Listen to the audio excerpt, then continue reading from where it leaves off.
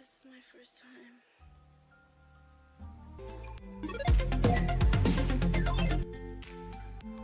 Yo, what's up, guys? Can y'all hear me okay? Oh man, I'm honestly kind of scared for this progression. It's gonna be kind of hard, honestly. I kind of forgot what fams I gotta go against, so I'm a little scared, but I'm pretty sure we got this, guys.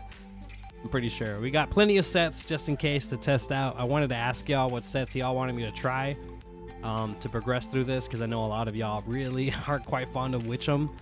But yeah, I did just finish up tiering Perk. Obviously my poor little Star Weave is only tier 13 so far, but I do have a lot of mats to pretty much get it to tier 17 once I finish these 13 and 14 mats I'm missing. But obviously I'm not going to be doing Perk Warden. I'm probably going to do something like Perk, or maybe even just Witch'em, just depending on what you guys want. Personally, I think Perk will be a little more fun because a lot of people really like Perk, but I'm not too sure. What's up, Andy? How you doing, man? Okay, so honestly, not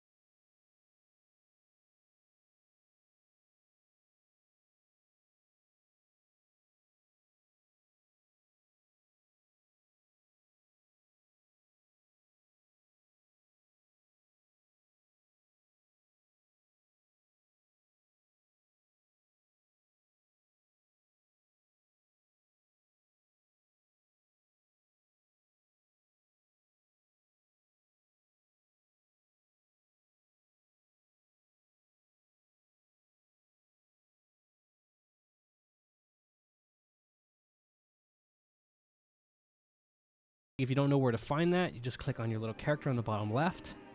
And up top here, there's a little HT. You click the HT and boom, there's your hero tag.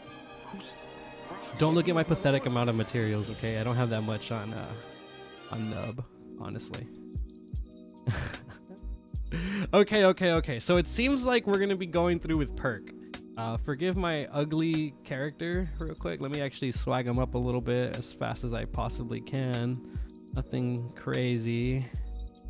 I remember Nub Eater's a girl, just in case none of y'all know that. Nub Eater is actually a female character. I don't know if you can see, but she has little cheeks there. Watch, let me show you. Take out that helm. Boom. There you go. Man, honestly, I'm thinking about working on Pinkwita on this account and just putting Teeth aside for a little bit, only because I feel like I can tank better than him, and I'm not really going for some crazy gnarly D4s right now. And I do think once I get to tier 20-ish, I can easily clear Clover with what I kind of already have and what I'm working on. So I might skip Teeth for a while. I know nobody ever would recommend that, but it just might be something I do because I really haven't been doing much Titans. Don't know why. And I think it'll be easier for me to just get a faster, hard-hitting familiar, because right now all I really have is Drazik, and as awesome and amazing as he is, he kind of doesn't cut it sometimes. So I need to change my body and then we'll get on with it. I don't know why. I'm sorry. I really care about the way my characters look, and I'm kind of slacking recently, and it's kind of making me big sad. So we're gonna fix this real quick. I'll just put this, whatever, LL armor. That's whatever. It looks terrible, but it doesn't look as bad as it did at the beginning. What accessory? Let's see. We'll do the little blue aura for the pet.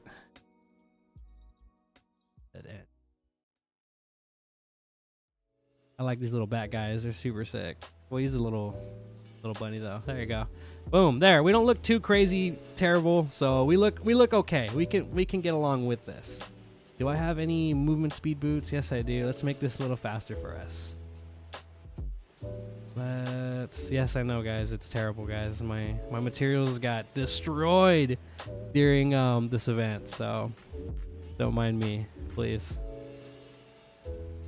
There you go. You never know. Might get some schematics. There you go. Okay, so we're gonna get on with this now. We're gonna be progressing through this tier that we are in, and I am not excited.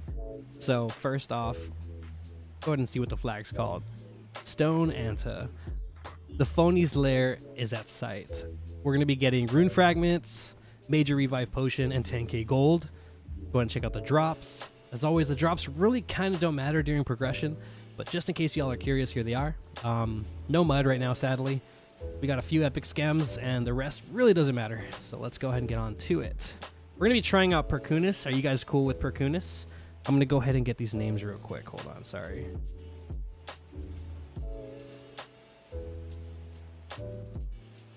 World, did I up to your perk? Yes, I did. Sorry, guys. I'm really out of it right now for some reason. For all of y'all that didn't know, I didn't stream last week because I had COVID.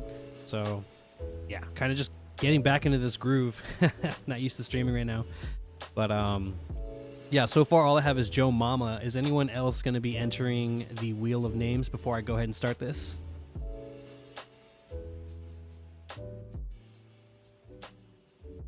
Anybody at all? Go ahead and enter here. Okay, so usually for my team, I like being bait. I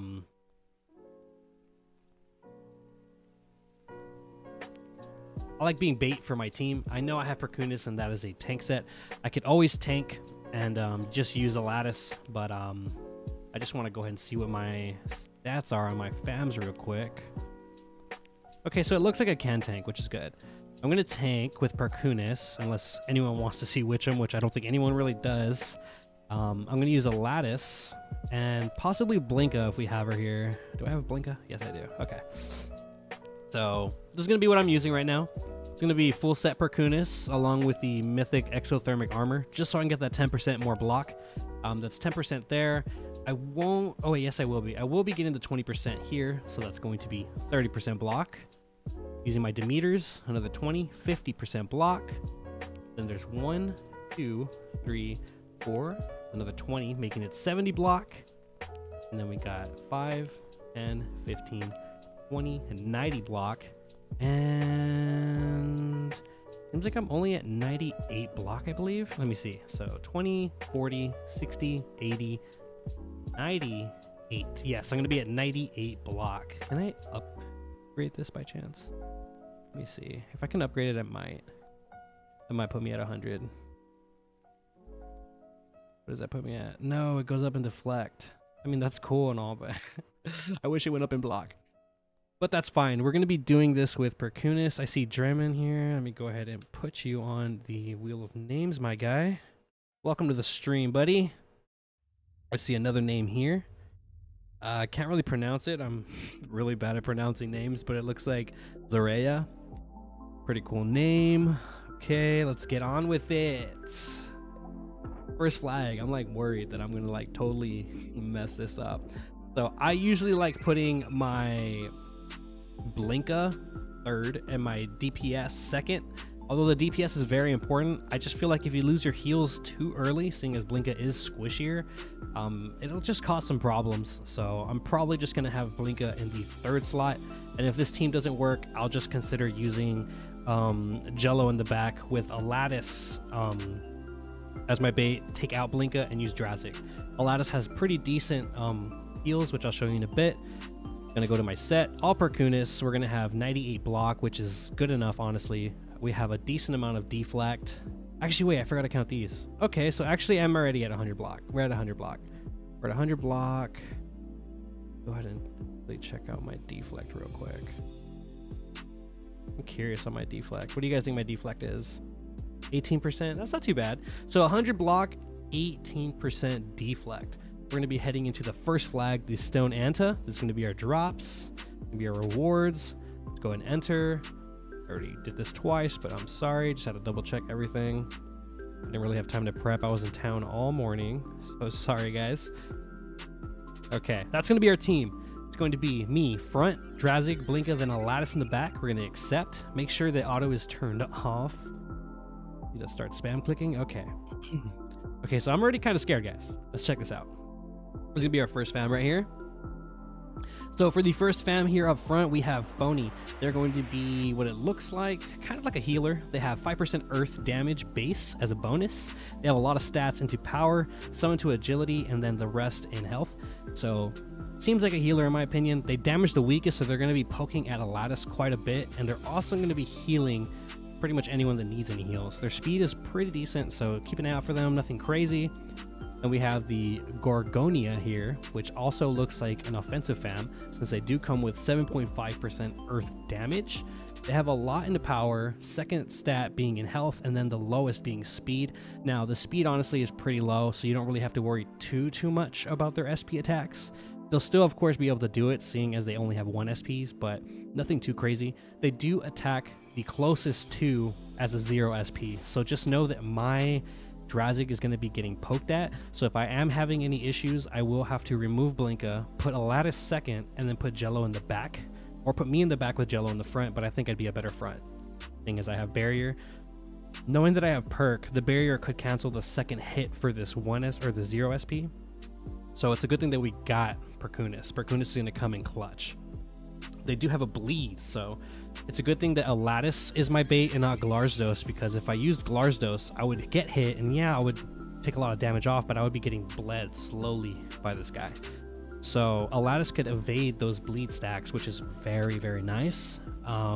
We have deals earth damage to random enemy 2 times. This random enemies could hit very, very hard. As you can see, it's the same SP cost as this, but it does have significantly more damage because random enemy tends to be the strongest hitting attack. This is probably the most troublesome attack I'm going to be coming against. So Gorgonia, keep an eye on them. If you see them creeping up with some SP, take them out, because that bleed could take out your bait. Just keep an eye on that. Okay, I got some more names in chat that I'm going to add. Let's go ahead and add Bloody here. Give me 1 second, guys. Got Bloody. And then we have another one here, which is ARR 35KD.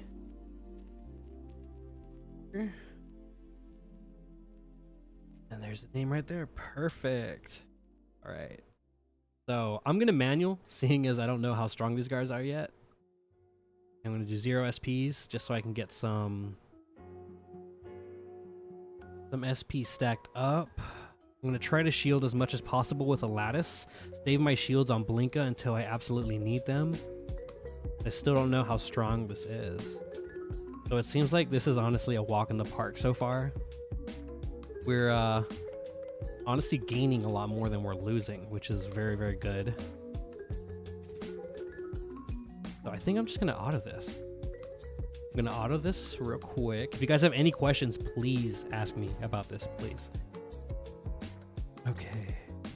But yeah, these guys seem pretty easy. I think so far Gorgonia, or whatever their name is, that little Medusa character, is the more troublesome familiar so far out of the two. Only because they do have bleed in their kit, and we all know how annoying bleed can be, especially as a tanker bait. It's very, very annoying.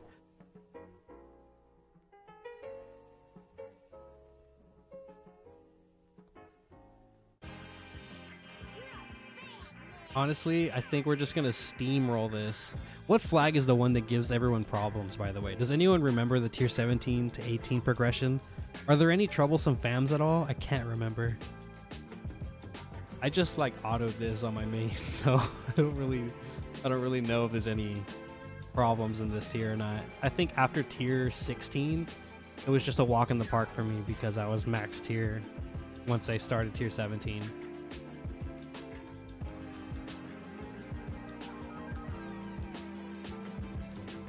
Yo, what's up, Jason? How you doing, man?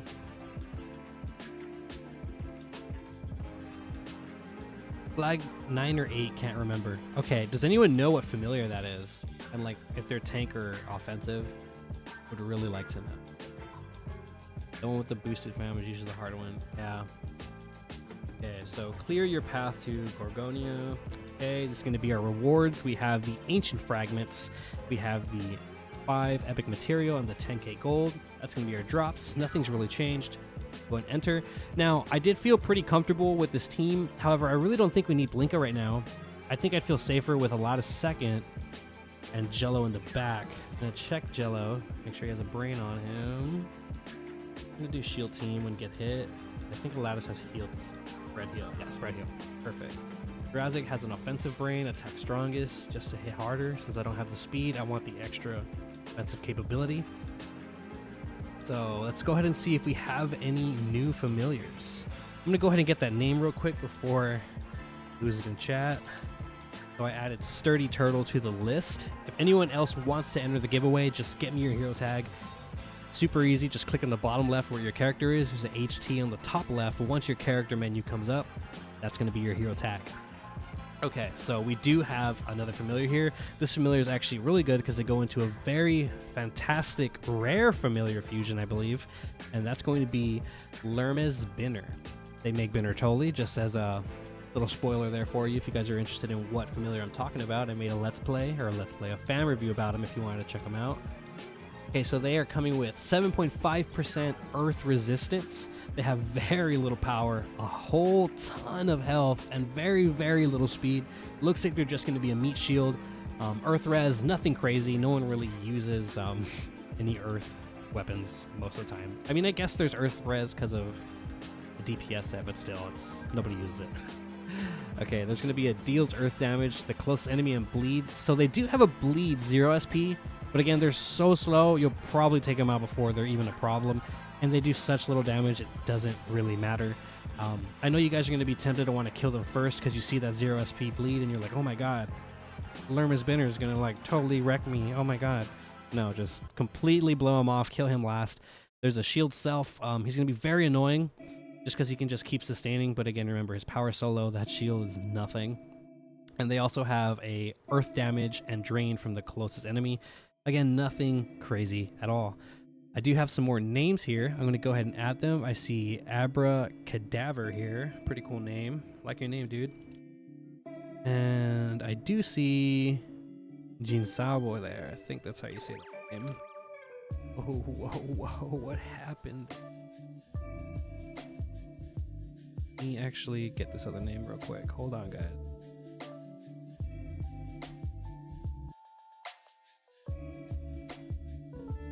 For some reason it didn't. That's why. Okay.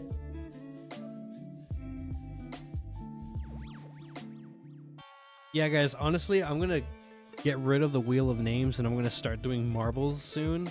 I just didn't have time to really work on it since I was super sick. So, but now everything's a lot better. So everything's going to be getting better from here on out. I'm sorry I didn't get to change it up this time, like I said, but it will get better. Okay, I'm going to go ahead and honestly manual because I still don't know, seeing as he does have bleed. Give me a sec here. I don't have Blinka no more on my team. So see how this guy already got hit pretty hard? That's due to this right here. Deals earth damage to the weakest enemy. He just got a lucky hit. I didn't get to evade. So here I'm going to heal just so he gets good heals. If I click on him, you'll see here I got a heal power chip. Very good for getting my health from, I'd say, about 25% to max with one heal. Very, very nice, especially because his speed is pretty decent for constant heals. I also have while below 25% health. Heals received are 105% more effective. Of course, I'll evade. I do believe I'm near maxed. I have 36 there on top of 30. I believe that's what? 66 evade. Pretty good. And spread heal, of course. Showing you what my bait has real quick. I'll go ahead and use shields with my jello. Go ahead and use shields. Try to get as many shields as possible. Honestly, it doesn't seem like I'm going to have a problem. I think they just got a really lucky hit. So I think I'm just going to auto this. So the prize is going to be, I believe, an epic, what are they called? I always forget what they're called. I think it's an epic adventure pouch. And pretty much it's going to be like 12 of each resource or something like that. I'm not too sure. And I think 1k gems. But yeah, it's pretty cool. Pretty nice freebies. For tuning into a killer stream. Like, my stream's horrible. I'm sorry, guys. The stream's lagging for y'all? That's not good. That's not bueno at all. It's good? Okay, cool. It kept ending on you? Okay, well, if there's any more problems, guys, tell me, please.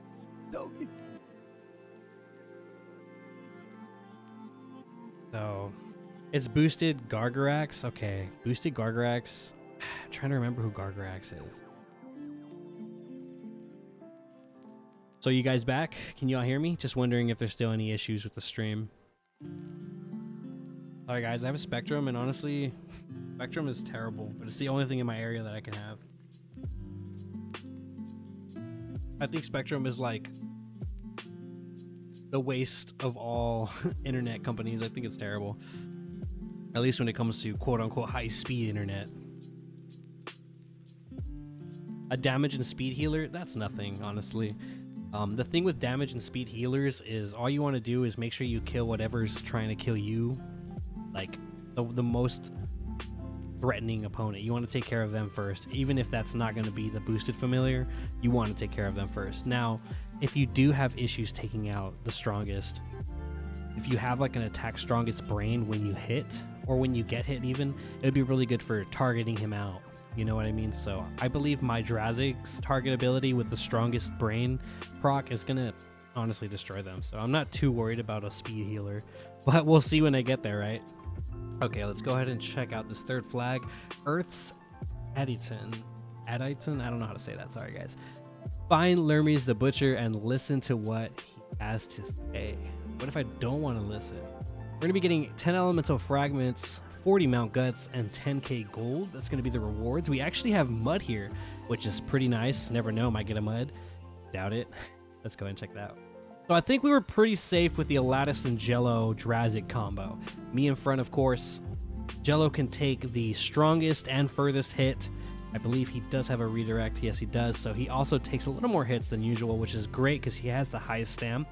If you guys were curious on my Jello, he does have a while below 30% health gain, a damage reduction. And then he also has the redirect like I showed you. Chance to shield team because my brains are terrible. And a bunch of deflect chance. 6, 6, and 6. I believe that's another, what, 18? Is my math that bad? No, it's not. So pretty much, what is that, 32%? Not too bad. Drazig is going to have your first attack on an opponent has 16.8% chance to be empowered, or increased chance, sorry. The attack strongest enemy for when you hit an enemy brain Mythic variant 66%. And for my microprocessing stabilizing chip, I have gain increased damage the higher your target's health percentage is, up to a maximum of 10.8%. Now I chose this one because he hits super hard if you just use a target ability, because I have a bunch of crit chance, and as you see down here, I have an empower, an empower, and an empower. I have 3 empowers on top of the 15% base empower and the 30% crit chance. So what I'm hoping on is just completely nuking everything first hit. Since I don't have the speed, I have to be able to hit them very hard. That's what I rely on. I don't have multi-proc hits either, like anything with like multiple hits or dual strike or anything, so I have to definitely kill what I hit. So that's why I chose those. If you guys have any questions on like what else I recommend, I'll go ahead and give you my advice. But I personally don't like dual strike on Drazik unless you have 2 dual strike pumps minimum, and they have to be perfect legendaries or mythics. The third one, of course, would have to be empowered, just to stack on the other empower you have. That way you can have 30, 30, and 30. But I like having a lot of empower, so I don't have to worry about not hitting a dual strike. Okay, so this is pretty easy. I think I'm just going to auto on to the boss. I don't think it's going to be too much of a problem here. As you see, I'm just steamrolling these guys like it's nothing. That 100% block is very nice, especially with that extra little bit of deflect I have, near 20%. Super solid. I also have that barrier and that percent chance to cleanse and heal myself. Extremely solid. Honestly, one of the best combos that I could have hoped for right now. Okay, I'm going to come back to the stream chat real quick. 0 SP, heal, 1 SP, attack closest, and bleed. 1 SP, heal, and shield. So that bleed attack that Gogrid is talking about is going to be the scariest part of it all. But it is closest, and the good thing is I will have Perkunis, which has a cleanse and heal self. So very solid. I'm not too worried about it. Let's go ahead and check out what Lerman Spinner has to say. Holy faith, you dirty smuggler. The prophecies in my barbecue said something about you. As always, quiet as hell. The rapper Ravens at my barbecue last week told me a small OP dude that doesn't talk will crash Uzum's party. I won't let you. Okay, so let's go ahead and check him out real quick. We'll see what we can do. Let's see what he has real quick one more time. He has Earth Res, terrible stat spread, and he hardly has anything intimidating to me. The most intimidating thing is his 0 SP, but again, he is very slow. Keep an eye on this little purple bar here. Not sure if you guys know about it, but this little purple bar down here will tell you who's going next, pretty much. You see here, this is full, which is why I'm going first. I have the first move because I have the fastest familiar / player in the whole battle. So next, you're going to see it is Aladdis's turn because he's actually the second or third fastest. I think one of these guys actually might have, but we'll see. Let me slow this down. So I'm just going to shield. The best thing to do. See how all of theirs just drained? It means they already took their turns. No matter how slow I put this, I'm not going to do one. One's just terrible. I might as well just leave it at 60. But yeah, pretty much that little purple bar, if you guys did not know that, is pretty much the turn rate. A lot of people, surprisingly, believe it or not, do not know that. And I don't know why. But yeah, this honestly seems like it's pretty easy. I have so much health and it's not even a problem. I'm just going to auto this guy.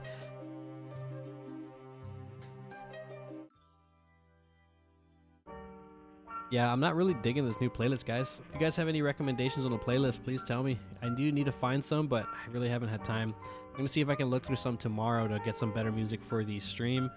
That or I'm going to just start paying a service so I can just use regular music. I really don't mind. Not too much. Nah, Jason, the giveaway is usually towards the end. Sometimes I'll do one in the middle. I am going to be doing some World Boss carries at the end here, so I'm more than likely going to do the Let's Play, do one of the giveaways, because there's 3, of course, and then at the end I'll do the last 2. But we're going to be doing whoever asks for World Boss first. Once my Let's Play is done, I'll go ahead and ask in the chat who needs World Boss, and if no one needs World Boss, then we'll just cut it early, you know? Nothing wrong with that. Okay, I'm getting some names. Give me a second. Okay. I got Mike YT50. Now I'm getting Simple Slab here. Getting a lot of names today. Okay, let me go ahead and get Jason. I don't think I got Jason in there. Let me get Jason, my boy. Jello necessary IMO. So the thing is, Jello is super solid, and the reason why I recommend Jello over any other fam when it comes to deflect is because what are you gonna use your gems on anyways? Like, what are you gonna use them on? And what are you gonna use those mats for in the invasion? Like, you're not gonna use them for anything, so you might as well just make Jello. Like look at how easy it is to make it. 5 people see the 5 and they immediately get turned off. They're like, oh no, 5 gem. Why would I do that to myself? 30 gem for 1. Trust me. You don't know how many times deflect has come in solid. If you just have Jello, you'll never have that issue against that one fam that everyone was tripping about last year. What's that one fam that everyone's talking about? Jerry? I forgot his name. Claypool? Jerry, like, literally, I beat him on my second run just because I had Jello and some deflect. Like, you get a good solid deflect fam, you won't get stuck on anything, I promise. Okay, and I have a lot of energy pop. So we're going to be going to our first dungeon. Of course, you already know, use your carries, guys. If you want to use your fams, go ahead, but just be warned, it will be a lot harder. It's going to be Thanity, unfortunate. Okay, so we're going to be going on to the next area. The next area is going to be Lava's Paved. Paved? I think it's Paved. I don't know. Lavas. Okay. Arc Streets needs a good cleaning. We're going to be getting 50 rune fragments along with a major healing potion and 10k gold. We're going to be getting a mythic schematic here possibly, and of course the Melv's Drillo schematic possibly. Melv's Drillo schematic, let me say something real quick. This familiar is super solid.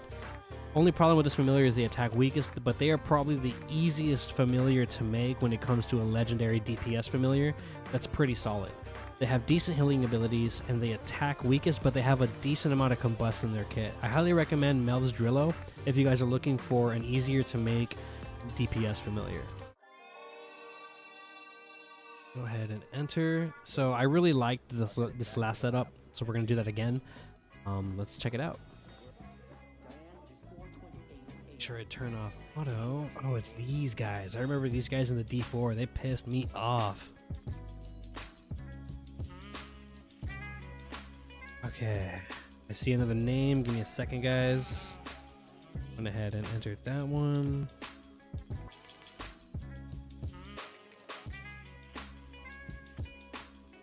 Okay, let's check this out. I'm scared.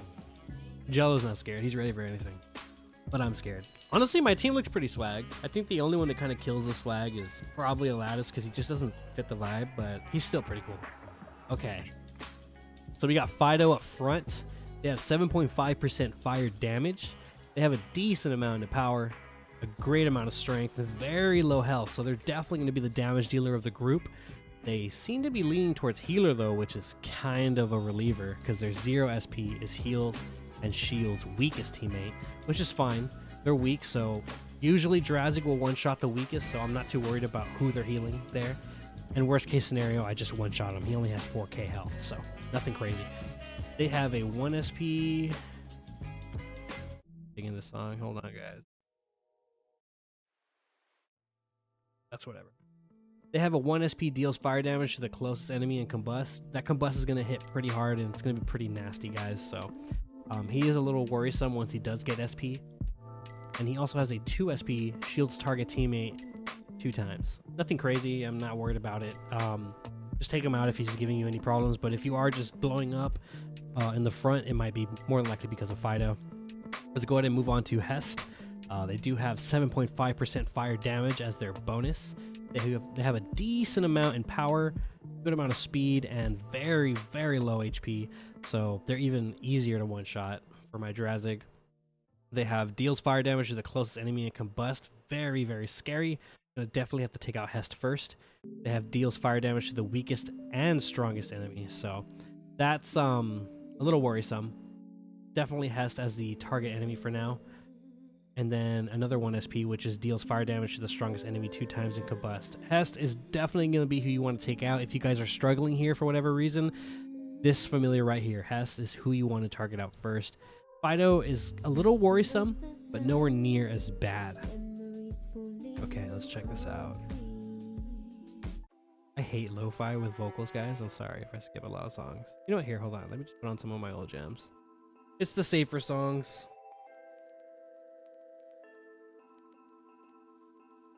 You don't know how bad I wish I could just play my own music, because I have such good music for streams, but we just can't hear them. I'm going to figure out how to get those incorporated. 1 second, guys. Probably my favorite album for my stream stuff. Okay, so I'm going to be manualing. I'm going to be using spread shields for now. I'm going to be targeting out these guys in the back. I'm going to be draining. I believe it's a drain. I'm going to be shielding a lattice. Always shield. Since I don't have a blink, I have to rely on a lattice for my shields. Seems like everything's going great so far. Always use your 1 SP shield on Jello if possible. Probably the best way to sustain your whole team, at least for Jello. Now, here, seeing as they're very weak, I'm just going to 0 SP. Let me check this out. Is this the drain? Yeah, this is the drain. Okay. Go ahead. 0 SP, 0 SP. Just keep 0 SPing. Now, I did lose some health, so I'm going to go ahead and heal with a lattice. 0 SP.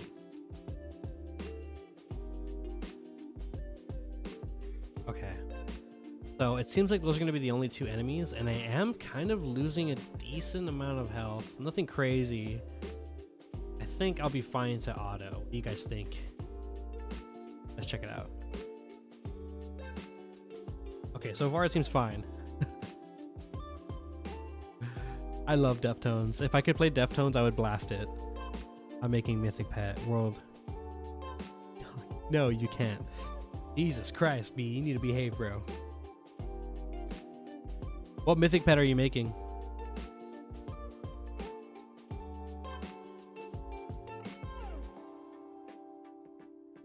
Asti? That's like terrible, dude. I'm sorry, but I think I'd rather have Borgie than Asti.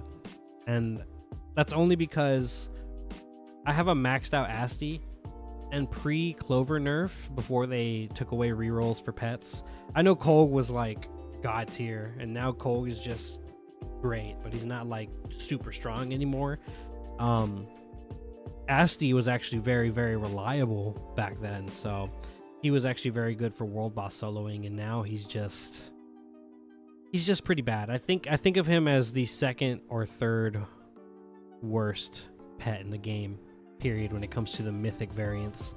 And that's pet, not offensive pet, that's pet. So I just really think Hesti's terrible. I don't know. Okay, so that was pretty easy. I autoed that. I mean, it's pretty expected when you have full TS. So. Fight Hest for your right to have pizza. See, this is going to be a harder one because I know Hest was the problem. So we'll go ahead and see how we handle this. We have 25 ancient fragments, a bubbling cauldron, which is pretty useless, and they should start upgrading these to legendaries at this point. And 10k gold. This is going to be our drops. We do have these schematics again. Hope I get the Mel's Drillo. Let's check it out. Same team, because it seems like the best team to have right now. Savage. I want Savage personally. Not for Nub Eater. For my main account. I really want Savage. I'm tempted to roll for Savage right now. I mean, when I switch to World Boss. Okay, so just a bunch of Fidos. Look at all those heads, bro. 1, 2, 3, 4, 5, 6, 7, 8, 9, 10, 11, 12 heads on the enemy team and 12 tails. Jesus Christ. Okay, so this guy, I'm not really worried about Fido. I think I'm just going to auto him unless he just completely combusts me up front, but I have enough cleanse proc to not be worried about it. So I'm just going to auto till I get to Hest at the end, honestly. I love apples, but I never eat them. Is that weird? Like, I love apples with peanut butter. Oh, even just apples. Blasphemy? You're blasphemy, bro.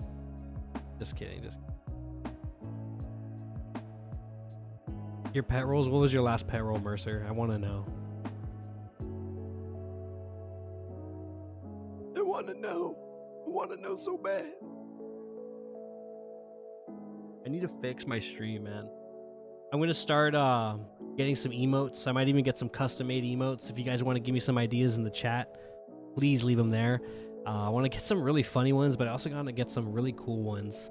But I'm not sure what I want to get just yet. I have a few ideas. Don't really want to spoil my ideas just yet, but I'm curious on what you guys want. I'm going to try to get 5 going, and then I'm going to try to get some stuff like the supers and all that. I wanted to make a super cheap membership. Like if I can make it a penny, I'll make it a penny or something, you know, just for you guys that want to show support, or 50 cents. But I want to go ahead and get some stuff incorporated in the stream already. I'm definitely working on marbles this week, so hopefully it'll be around next stream. Go ahead and check it out. Let's go on to 6 flag here, the hottest kennel. Did we already kill the boss? Did I not realize the boss came and I just completely destroyed them? Is that what just happened? I think I just completely steamrolled Hest without even realizing it. That's so funny. The hottest kennel. The fierce dog is waiting for you to fight. Okay. Not even scared, bro. We got elemental fragments, 10 of them. 1 super potion. I love these super potions. Never use them. Save them for your D4 runs. Trust me, they will come in clutch, because they've come in clutch for me more than twice. So definitely keep those super potions. 10k gold. That's going to be our drops. We got some mud. Very lovely as always. Let's go ahead and enter the same team. We're going to auto until we have a problem, because honestly, this is walk in the park. Oh, there's actually a new fam. Let's check him out real quick. Okay. RX. He has 5% fire damage. And it looks like they have mostly speed, followed by damage, then health. They have a combust the weakest enemy, and fire damage to target enemy 2 times. I'm really not scared of this guy, but seeing as he has more speed than Hest here, I do think you should take him out, just because he is going to be hitting a lattice or your bait quite a bit. You might want to take him out first, just so your bait doesn't get completely destroyed. So if you are going to manual this, or you have to manual this, I highly recommend focusing him out first, like so. But I really don't think he's going to be a problem, so I'm just going to go ahead and auto on through this. Aeneas Savage combo. Man, I really want to try that. I want to see how it feels. Honestly, because I feel like it'll be a super good combo. Druffo is like probably the best pet in the game, right next to Dwadin. Like Druffo is super good. The only comp in offensive pets that Druffo has is Zordig, and even then, like, Druffo can do more than what Zordig can do by far, in my opinion. So I really think that Druffo is where it's at. Whenever you're getting an offensive pet, that is the best case scenario. When you just roll a pet, period, Druffo is probably the best case scenario. So if you roll a Druffo, you just lucked out, man, honestly. Better than 2 Asties. I'd rather have like 1 Druffo than like 3 Asties maxed out. Zordig's super solid. I love Zordig, but the only problem is sometimes you just want to do more than just attack the strongest guy, you know? And Druffo can always poke out the strongest guy, so he's still poking the strongest, you know? Maybe not as much, obviously, but Druffo can still poke everyone you want to poke out. That's the only thing. Zordig just focuses him when it comes to the boss fam, so... I mean, Zordig's cool. He's not bad. He's more than likely, if not definitely, the second best offensive pet. Okay, here's Fido. You want to know why I'm the only head talking? Because we had a vote, and in this house, we obey the laws of democracy. Oh my. Oh no, turn off auto. Okay, so he's the strongest guy here. So I would have been more scared if it was RX for some reason, just because I know he just destroy my lattice, but yeah. GZ on whoever this is, Dark Undead, GZ bro, GZ on that up tier. Okay, so I'm going to target this guy out anyways, only because I don't want to deal with him. Red shield. Target him out. Okay, I think I'm going to take out the guy back. Go ahead and get some SP going. I'm actually going to use this ability on her in the back just so my Jurassic can finish her off. Oh, she didn't die. That's crazy. This one might be able to finish her. Of course not. But I'm pretty sure I can just auto. I don't even know why I'm manually right now. Everything's so easy at the end. Crazy how easy that is. Look at that. Boom. Yeah, a lot of people have been talking about Weedy Aeneas, and I don't know why more people aren't doing it. Like, I know people have already done it, but like, I don't see it being used for some. and I just feel like it's so nasty. Let's go ahead and check out this second dungeon here, the Thieves Peaks of Fire and Love. Base Thebes Warmonger Army. Gonna come with 2 stat points. Gotta love those stat points. Another 100 gemmies, and then boom, that's gonna be our drops. The same 2 schematics, I believe. Yep, the Cthulhu and the Melvdrillo, along with the mud. The rest of the stuff doesn't matter. If you get a key, whoopee, that's awesome. Go ahead and go in. We're gonna be using our carries. Let's go ahead and accept, and we're gonna auto till we get to the boss, like always. How about 3 Druffo? I would love 3 Druffo. On my main, I actually had 2 Druffo at one point, and then I rolled a 3rd Druffo, my extra Druffo. I only need 1.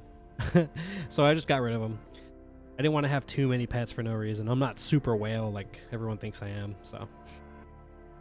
I just have like one of every good pet right now. The only one that's missing from my arsenal... Actually, I'm missing 2 good pets. I'm missing Zarly.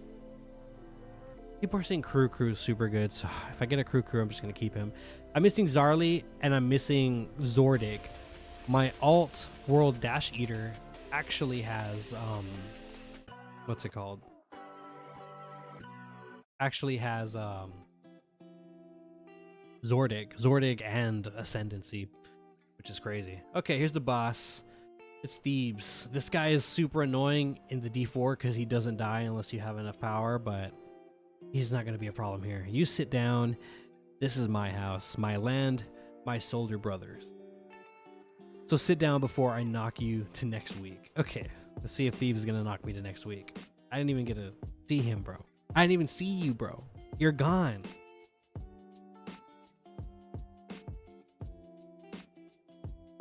Oh man, did my stream crash again? I don't know what's going on, guys. My stream quality is pretty bad, it seems, right now. I'm gonna definitely have to see what's going on there. I'm gonna go ahead and go to town, make this a little faster on us.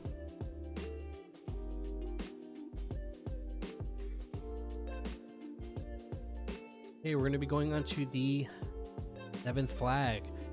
The Lion's Lair. The Lion's Lair? Is it supposed to be Lair? Because they misspelled it. Let's go ahead and check out those 2 familiars that we missed out on here. Okay, what was the first one? I know this one was...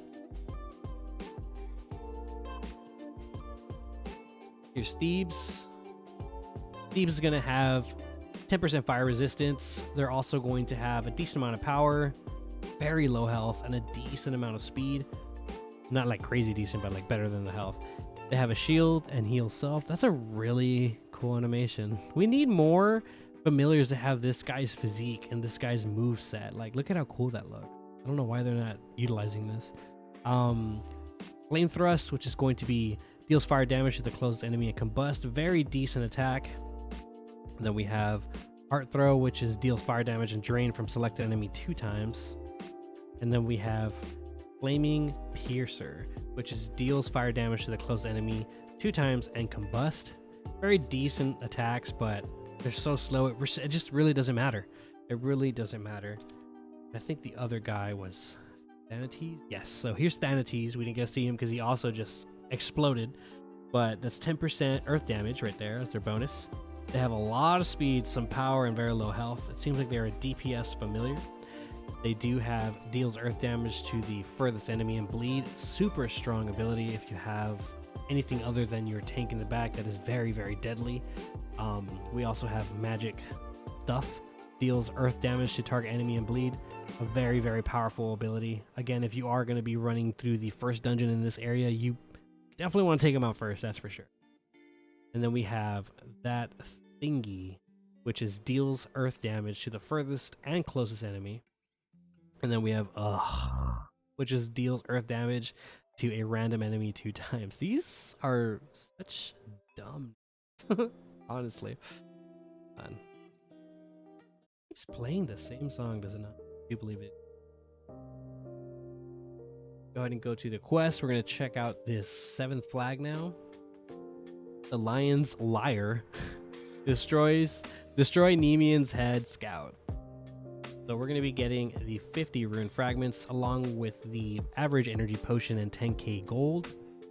Going to be our drops, nothing crazy. We have 1 schematic that's an epic and nothing insane at all. Don't worry about any of those drops. This just seems like the best team comp, so we're going to keep this team comp for now. Go ahead and check it out. Okay. Let me catch up on chat. So I did know that my stream was down a bit. How do I sound, guys? Do I sound kind of laggy or no? It's terrible. I hate that I'm having such terrible stream problems right now. It's hard lagging a bunch now.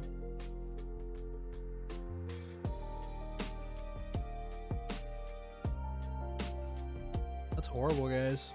Hold on. I don't know what I could change. I mean, I don't think I can really do right now, which sucks. Can y'all hear me? Just a little curious. Make sure that I'm still live.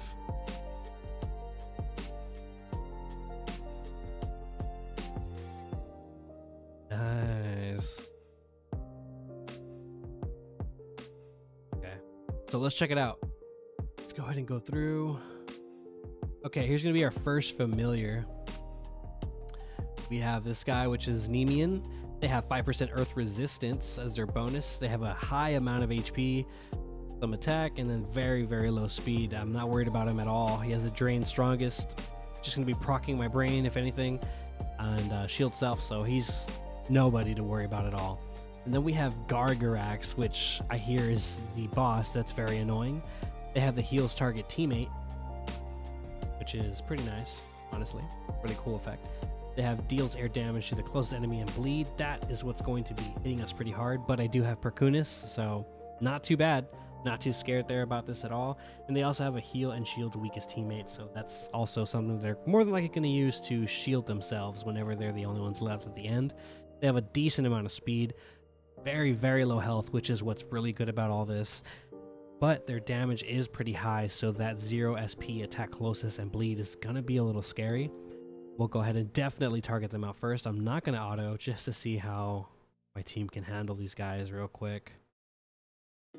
So again, always shield with Aladdis since I'm not using Blinka. If you're not using Blinka and you're using someone like Aladdis, they technically take over your healing role and shielding role. You got to make sure that you use that as much as you can. Now I'm going to go ahead and use the shield self. Just going to use my Jurassic to poke out for now. I'm not going to use anyone else. You see how they're just sustaining? They're just sustaining because they're just so fast and they're able to heal target teammate. So they're super annoying. If you have to, take one out. That way it's a little easier for you. Not sure how many of you guys are stuck here at all or not, but seems pretty easy. I'm going to go ahead and auto, see how it looks. Of course, taking out those guys in the back is going to be pretty easy, so we'll see how it affects us on this next wave here.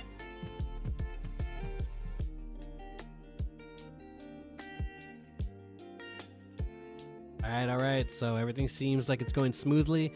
Although they're just constantly healing each other, they're still just dying because they're not doing any damage to me while they heal each other. Seems like Jurassic's just wiping the floor with them. Nothing crazy. A lot of people say Jurassic is useless and to not go for him and he won't help you get to any tiers, but I mean, look at my team. I'm literally using such primitive stuff from literally tier 12 and previous, and I'm getting to endgame because I chose these familiars after long time periods of testing and testing and testing. The only thing I would probably say is if you went Wacom, which in my opinion is a harder farm, if you went Wacom, that would have been a better farm because you wouldn't even need Aladdis. You could use Wacom as your bait that could heal and damage. I've seen people use that. It's super, super far. Hey, Jason, thanks a lot for the 10 bucks, man. Honestly, really appreciate it. But yeah, guys, like this area honestly seems pretty easy. Thanks a lot, Jason. Honestly, it means a lot. Much love for my guy Jason, guys. Can we give some love to Jason in chat, please? So how many of you guys actually got stuck on these flags? Because so far it just seems so easy. And just like I was saying right now, I'm using a bunch of stuff that I really honestly had for the longest time familiar wise. Obviously my pumps are a lot better now, but I don't really have any crazy mythic pumps that I have on these guys, so. Oh, this is the flag. Gargarax's. Okay. Gargarax's Terrace. Find the omen creature's Gargarax and shut his mouth. We got a duel here, huh? Who's this guy? What tier are you? Okay. I'll duel him real quick. Watch him just crash my game. Thanks a lot, Jason. And I mean it when I say this, guys. I really don't do this for like any money, because I mean, come on, it's Good Heroes at the end of the day. Like, not really a money making thing, you know. I'm doing this to help you guys because I know a lot of you guys are stuck, and I really hate to see people stuck in this game, because a lot of people think, oh, there's a paywall, you gotta pay to be good, and it's like, no, like there's a lot of really strong free-to-players out there. I can go to my guild right now and I have a prime example over here. I'm not entirely sure if they're 100% free-to-play, but my boy Puff here, Puff is super strong, man. Like, Puff is extremely strong. Look at his gear here. Obviously tier 19 and tier 16, but he is a beast and he's free to play from what I heard. There's a lot of free to players out there. I know Toasty's free to play. I know a bunch of players are free to play. I mean, look at Nubeater, free to play. You feel me? So I just like showing people how to get there, not feel overwhelmed, and just know how the game works, because a lot of people just think, oh, you just auto and you start and you're fine. Like, no, like sometimes you can't auto, and people that just auto the whole way to where they get stuck stay stuck because they don't know all the little mechanics and the way things work, like the little turn meter underneath the familiar, the little purple bar there.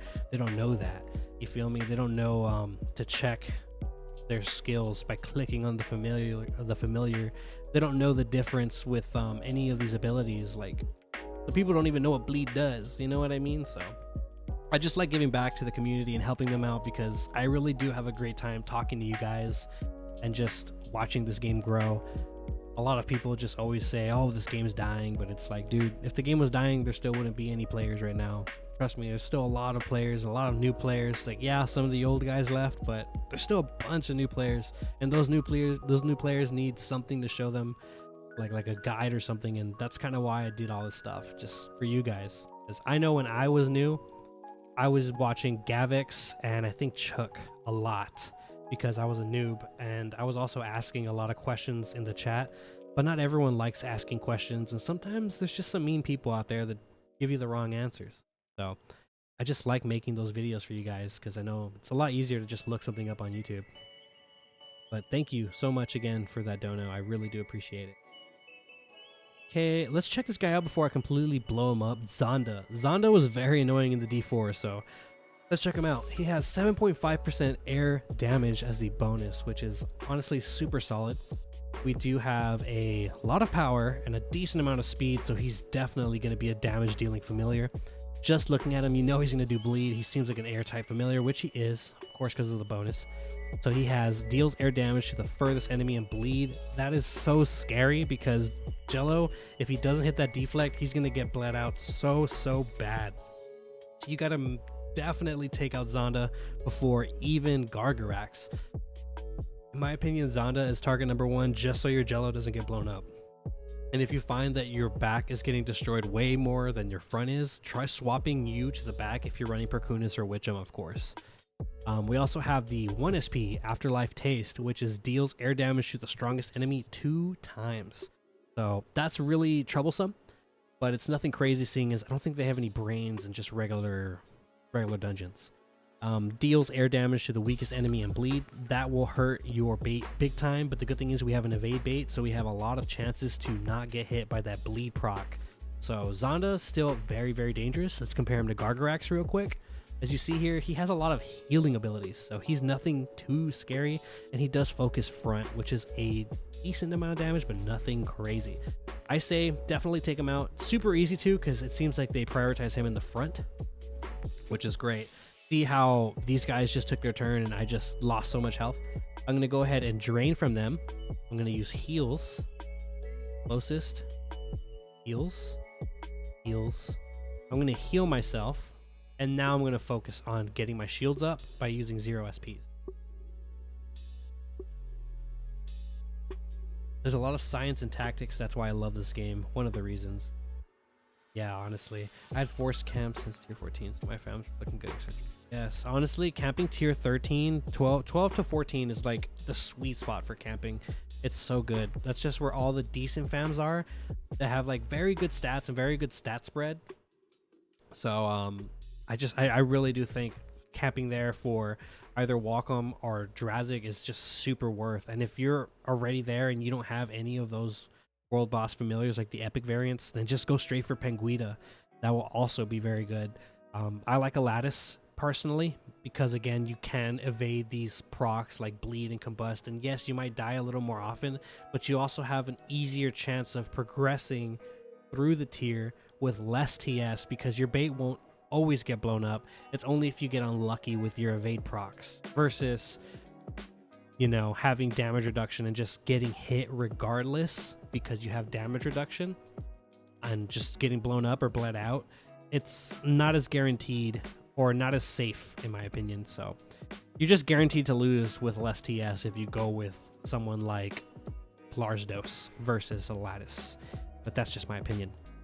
Again, can't stress it enough. You want to take out Zonda as much as possible, as quickly as possible.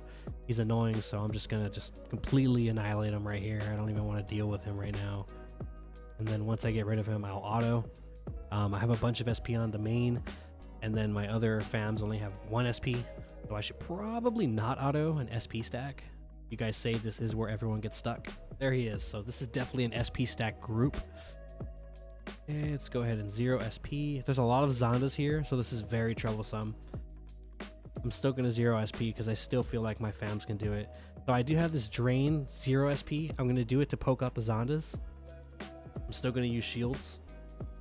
0 SP, 0 SP, shields, 0 SP.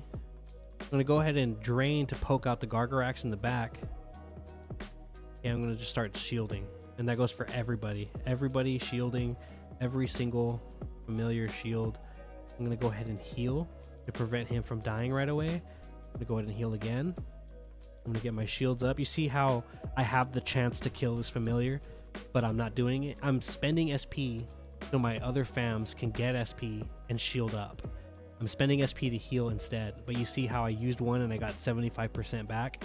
It just doesn't seem like too much of a loss for me. So I'm just going to 0 SP. Here, I'm going to 0 SP. Hope I don't kill him. Perfect. Okay, so I'm going to 0 SP again, shield again, and there you go. I have a decent amount of SP and a decent amount of shields.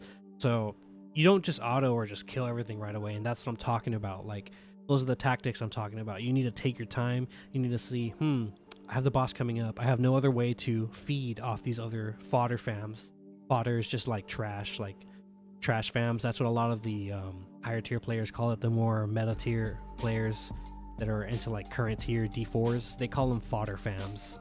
The fodder fams, you just feed off of them for SP, shields, or heals. And since I'm all out, I had to milk that one as much as possible by losing some SP on one familiar, but gaining so much more on everybody else. So that's a tactic you have to start using sometime past tier 13, I would say. But before then, it's not really as needed. But after tier 13, 14, you're going to start having to do stuff like that when you start getting stuck on these harder fams that have all these crazy elements. Okay, this is Gargarax. R, spit. Look at my saliva. The omen is there.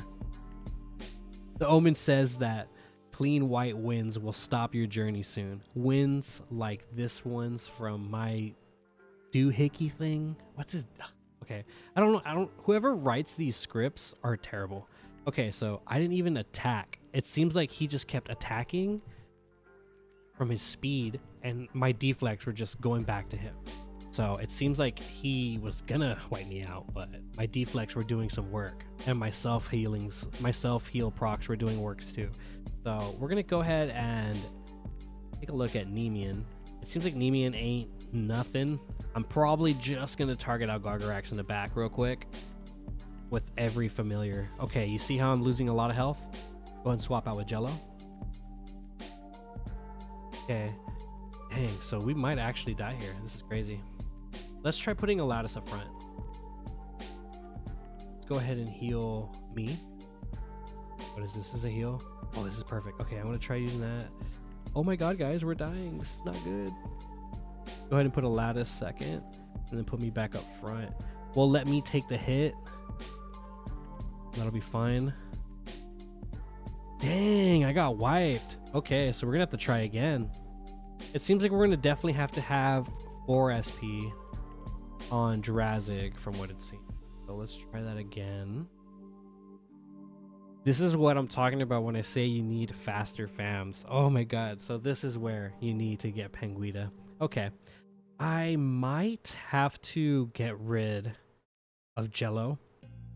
Can I make another Drazig? I kind of messed up by making a Drenith, and it took away one of my Drazigs. And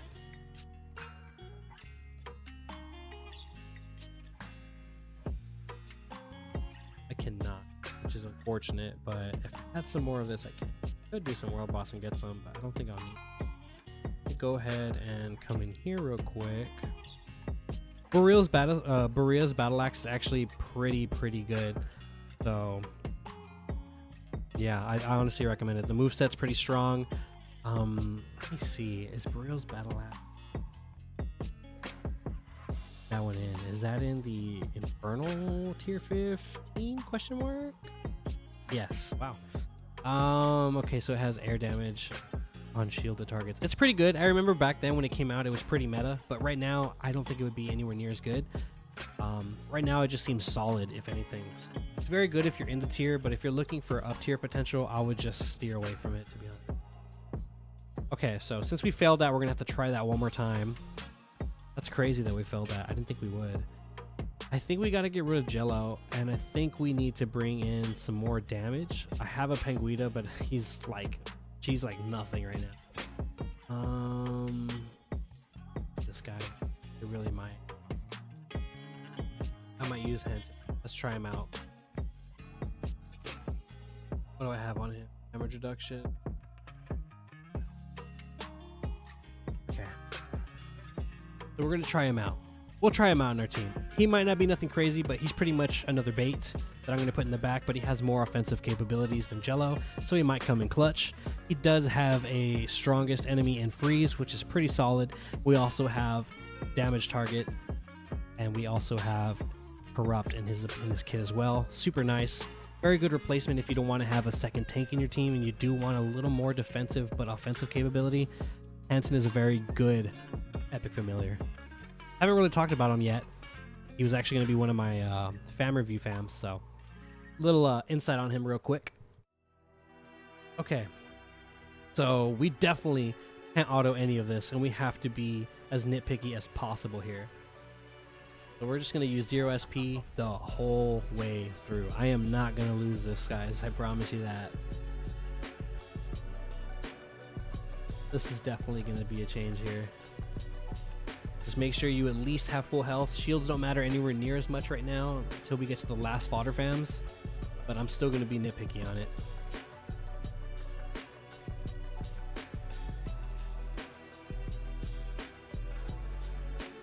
Oh no, it's cutting the stream into clips. Are you serious? I don't know what's going on. Like, when I was setting up my stream earlier, I don't know what happened. It just started acting up, and I don't know why. It was just acting really weird. I'm gonna have to do some serious changes to my stream. So it seems like this weekend I'm gonna definitely be working on it, from what it seems. I'm gonna be adding marbles to the stream too, so it's gonna be under maintenance. Hopefully I can get it fixed by next week, so we don't have any issues, but I'm gonna definitely have to take some time to fix this. I didn't go on to the next set of fams.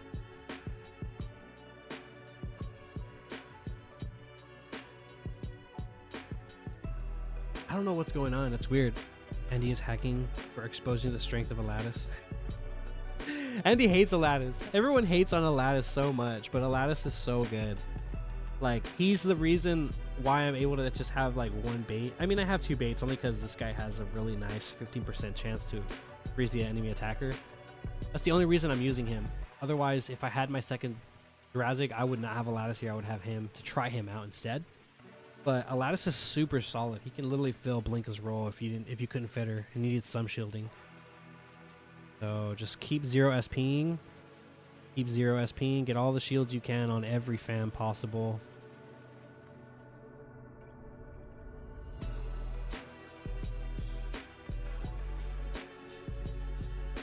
Man, I really think I should use some of my SP though on my main, just to get some shields up when I get closer. I'm gonna try that out here in a second.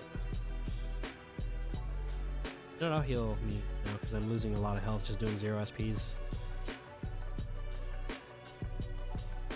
I'm actually pretty worried about this. I might reforge something into health, just so I can have a little more health. I don't really care too much for damage. That's what my Drazik's for. I need to be able to take some pretty good hits from that one guy, since he's gonna bleed me out pretty bad. But it just seems like I wasn't lucky with that that cleanse. And he is gonna cut down the internet. 4 Lattice was OP team forever for me.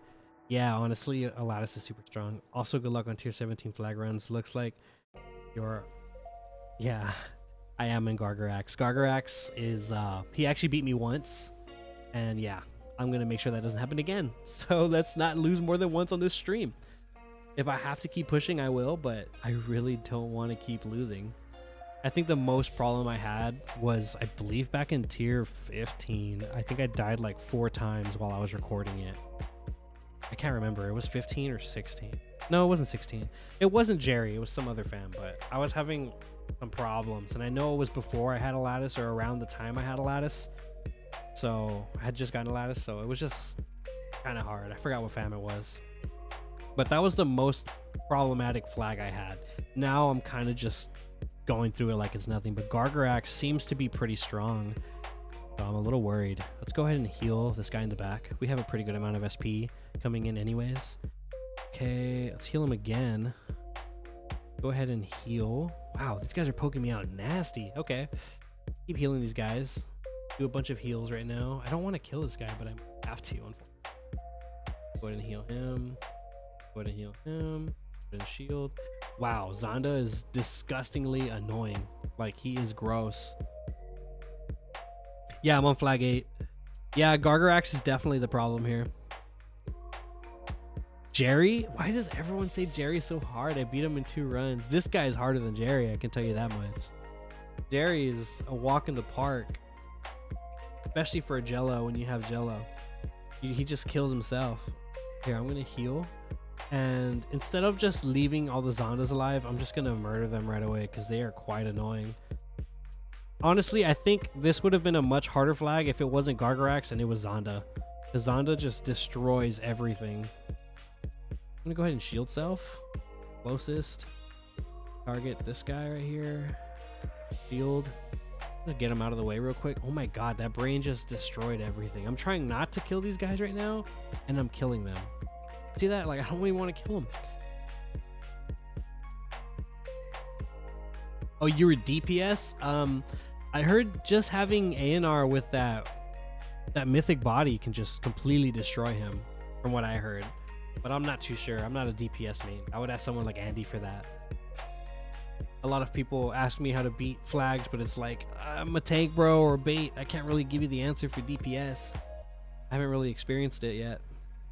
That's like the only thing I haven't done, so that's why my NFTs are going to go up to tier 14, camp a while, get the fams they need, and then I'm going to make alternate Let's Plays with those guys, showing you how I approach it as a DPS. But until then, I just have the bait and tank variants on my YouTube. Eularius was the secret for sure. Yeah, Eularius is very clutch, very good budget fam for deflect. I know of people that have beaten D4s with Eularius. Very, very solid family. Is DPS or bait better for tank? For Glars? Explain. Maybe Glar sandwich. Look, if you're going to be a DPS, the cheapest, most reliable source that I've seen everyone do is a Glar sandwich. They just have 4 Glars or 3 Glars with a Blinka, and they have redirect on them with as much damage reduction as possible with a heal shield brain or a heal brain, or even just a shield brain. Any defensive brain when hit, that's the cheapest, easiest way to progress in the game, period, is play DPS. You don't even need a set if you're DPS. You just need a good weapon with decent amounts of empower and dual strike, and you can pass anything. Really, like literally you can pass anything. You can just have the set weapon and you'll be set. Like, that's just real. That's for real. I think Hewin is like current tier or near current tier with his all epic run. I think he has all epic familiars and he's just passing through the game like it's nothing. But this team is super cancer. As you can see, I got a full team of Zondas, so I just haven't really done anything yet because they're gonna piss me off. So I'm just gonna like murder them real quick and just just do what I can to get rid of them, because I really don't want to deal with them right now. I don't want to waste this much SP, but just looking at this guy Hanton in the back, he's just getting hit pretty hard.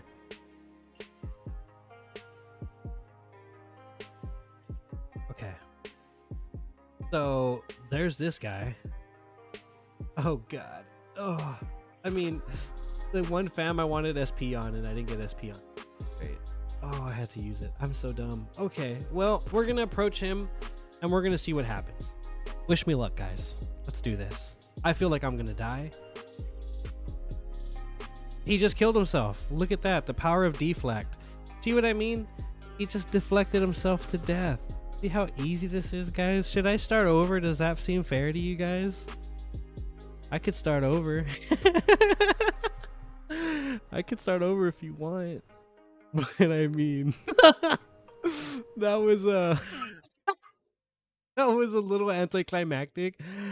So yeah, he has the same amount of runs as Jerry did. 2 runs. Nothing crazy. I got lucky. You just gotta run deflect, guys. I'm telling you. That's why Jello or Hilarious or Demeter or even that one guy from that Melvin World boss with the deflect, why any of those deflect fams are worth it is because of that reason right there. I have 20 deflect, guys. Just 20 on my main guy right here. He only has 20 on Nub Eater. 18 point something. I deflected him to death. He ceases to exist now. He's gone. So yeah, that was pretty easy. I'm gonna auto. Imagine these fodder fams just wreck me. Whoa. RNG has nothing to do with it. That was all skill. I promise, Jason. There's the rewards, guys. RNGesus was shining upon me. Yo, thank you for the dono. Means a lot. Thank you so much. You make it look easy, then we go in and get murdered. Yeah, I mean, I'm telling you, I've ran so many times up to current tier with different profiles. I actually had a third one that was past tier 16, but I stopped playing it, and that's a secret account. That was mine. Won't tell you guys the name, so no one bothers me on there. Just kidding. But yeah, I did have a third one that passed through here, and I've ran through it plenty of times to know what's good, and deflect is always good. He didn't get this far, the third account. He didn't get to Olympian, but he did get up to Steamfunk City. But I can tell you right now, deflect is just so reliable, which is why every account I have a deflect fam. The moment I am able to get Hilarious, I make him literally that day. Hilarious, and then the moment I'm able to just finish Hilarious, I go straight to my Jello farm every time. Every single time, guys. Make Jello. If you don't have a deflect accessory, you gotta definitely make Jello or somebody. Trust me. Go ahead and go on to the last flag. Super easy. Walk in the park. Local, dry, and warm. Don't let their advance blow you away. We got the 10 elemental fragments along with the ticket roll and 10k gold. That's going to be the drops. No mud. Terrible epic schematic. Let's go ahead and enter. We're going to keep this team here. Anton, by the way, very reliable fam. Very, very solid. If you guys want to get an epic familiar added to your team, I highly recommend him. Going to be doing a fam review on him because he's just so good. Don't care what anyone says. Uliglar sandwich. Yeah, honestly, super solid. The Uliglar sandwich. I'm just gonna auto these guys. Problem. And if they are, oh well, I'll just try again. But yeah, these guys are not too troublesome. I say Zonda's definitely your biggest enemy here. As you can see, he's just completely poking out my Hanton in the back. Oh my. Dang. Here, let me heal him up. It doesn't seem like I can auto. He's gonna give me a problem. Worst case, I just swap back to Jello, but it was mainly just in case I kept getting poked out or something. Go ahead and heal him in the back. Go ahead and heal, and then I'll auto again. There you go. Yes, the Zondas. Very gross. Very, very gross, guys. Take care of the Zondas first. Trust. Can't say that enough. The Uliglar sandwich. So the way I would do it, I do have another account I'm going to start up soon, which is pretty much what Hume was doing. It was epics only. I'm going to be doing epics only, and I'm going to try to make every epic familiar in the game, and I'm going to try to actually rate them all to see if I can make really good, you know, really good tier lists on epic fams, because I know a lot of people like doing stuff like that. I know a few people that actually try to use only epics. and stuff like that. So it'd be cool for that little small group. We'll go ahead and check it out. Next time I get that account going, I'm going to make sure I'm, you know, start recording somewhere around maybe tier 10. I don't think anyone really cares for tier 10, before tier 10, anything like that, because you just use epics, guys. You just use epics of Borland and Shramps to get to tier 10, and that's when you really kind of focus on fams. But while you're doing that, while you're progressing to tier 10, you just got to choose what fams you want to farm. And I always recommend either Blem as your main farm if you're going for Tetheus, or Jello's Gem if you're going for Tetheus. So I did lose Henton, so what I'm going to go ahead and do is auto. And then once I get to this fam here, I'm going to cancel auto. I'm going to move Alatus to the back, and I'm going to put him second so he's safer. And now he'll only get hit by target abilities. It won't be anywhere near as bad. This team right here with a bunch of Gargarax and Zondas are definitely the harder teams, but that Perkunis is definitely putting in work. You just woke up, dude? That's crazy. Oh my god, Jason, stop, dude. Thank you, bro. Thank you for the dono, man. Means a lot, honestly. Thanks for stopping by the stream, Jason. I'll tell you if you win the giveaway, okay, bud? Thanks a lot, man.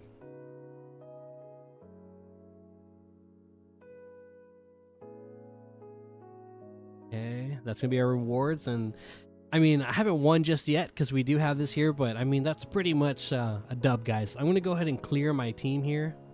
Just gonna add one guy, someone that doesn't have extort. I'm gonna go ahead and add my boy Void here, a thick Void, my homie Void, of course. Great guy. Let's go ahead and go to this flag here. Thanks a lot, Jason. Honestly, can't say thank you enough. It means so much. We're gonna go ahead and auto until we get. He wants me to buy better internet, dude. I will get better internet, guys. I promise. I'm so sorry. I can't believe this is happening. Was this happening on my any of my other streams by chance? I don't know if it was bad before. I never really rewatch my streams, which I think I'm going to start doing. I think I'm going to start rewatching my streams so I can learn from it. I want to know what's going on. I want to see everything that's problematic. By the way, guys, we still have the wheel of names up. If you guys don't see your name there, or you guys haven't sent me your hero tag, please give me your hero tag so I can put you in the wheel of names. Let's go ahead and check out this boss real quick. This is Aololo, I think. Aololo? By order of the Senate and Caesius Julius Uzum. This little dude is declared enemy of the state. I'm a little dude, bruh. I don't know about you guys, but my character is a female character, so I ain't no dude. I'm a dudette. Surrender and become prisoner. No disobedience will be allowed while I give your behind 90k spanks. 90k spanks. Let's turn off auto before he just insta-dies. Hey world, can I ask you for your opinion on up-tiering Perkunis or going for Skyant? Justin, what tier are you in so I can definitely tell you what to go for? Personally, if you're asking for my honest opinion, I really do like Perkunis. I think Perkunis is, yes, an older set, but a very fabulous set. Very, very decent, very reliable set. As you can see here, I'm using it here and it's just amazing. You're tier 21. So here's something that I recommend. If you see anyone up tiering Perkunis, go for Perkunis. Any big names out there. I know Fyra is up tiering Perkunis because they're obviously wearing Perkunis all the time. I'm gonna up tier Perkunis. I know a few other players that are up tiering Perkunis. I have not yet seen one Skyant up tier. Maybe one, but that's telling you something. You feel me? A lot of people are going for Perkunis because they really do think that they can benefit from that barrier. If you think about it, there's not many current tier sets that have barrier, and there's not many fams that are easy to access other than Bleaksimum that have barrier, but Bleaksimum has the least amount of barrier from the bunch. So I highly recommend going with Perkunis personally, but that's just me. Let's go ahead and check out this boss real quick, guys. So this is Aololo. They have plus 10% air damage as their bonus. They have a lot of power, decent amount of speed, and very, very low stam. They have a 0 SP called Bleed Note, which obviously has bleed in it. They have deals air damage to target enemy and bleed. Very, very scary, seeing as it is a target ability. They have a 1 SP Sharp Order, which is deals air damage to the closest 2 enemies. Very, very scary, but no bleed, so it's nothing crazy. They have deals air damage to random enemy 2 times. And then they have Oxidizing Note, deals air damage to the target enemy and oxidize the enemy shield. There you go. He's a chump, so I'm just gonna auto him real quick. And we're gonna be going on to the last area. I think we can actually exit, but I'm just gonna finish it off. Forget it. I'll finish it. Yeah, the perk has cleanse, so.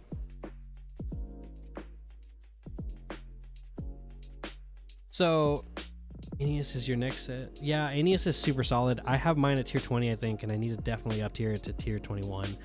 But I'm just waiting to see what is viable for the new D4 before I go ahead and finalize my opinions or my build. So, as much as I like perk, still not sure if it's viable just yet in the new D4. I'm pretty sure it can be, but the problem is bait familiars. Bait familiars are always the problem.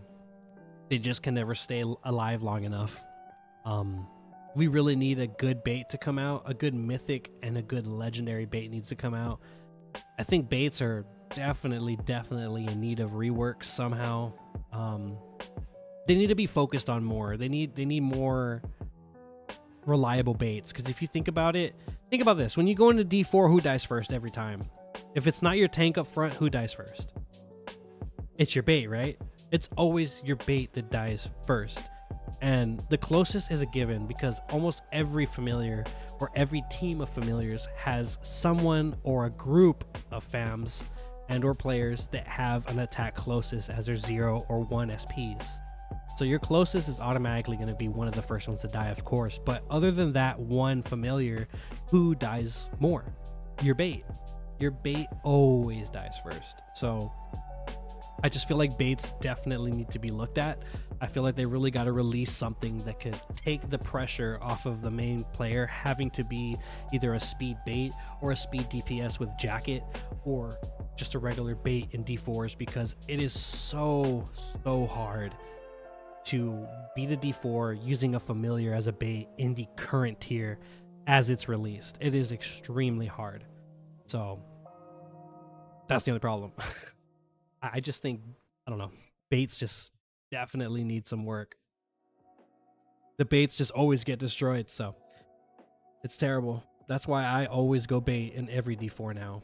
I used to not do that. I used to rely on Ignatus Raw, but now Ignatus Raw can't bait for anybody. He can bait for Lurky, but if Lurky gets hit by like one random attack somehow, then he's already the weakest character in the whole entire group. So we definitely need something new. I was hoping that this tier's mythic familiar was going to be a bait, and I'm very disappointed that it was another tank. But they are very solid, and if anyone wants my opinion on them, I am working on them, and they are very good. Do I still need to beat all the flags to see? Let me see real quick. Let's go ahead and check this out. Let's see if... Wait, did I not progress? No, I did. Okay. So can I not be tier 18 yet? Hello? I guess not. I thought I was able to see the legendary ones, but that's weird. Let me go ahead and beat these flags then. We'll see if that's the reason. They need more DPS fams and rework.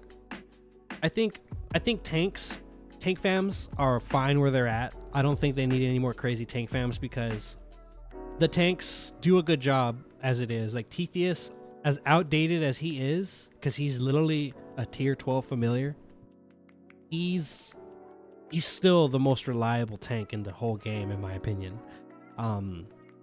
Especially for how long you have access to farming him. You could farm him from 12 to like what, 16, 17, 18, around there. I don't remember. I think it's 16 or 17.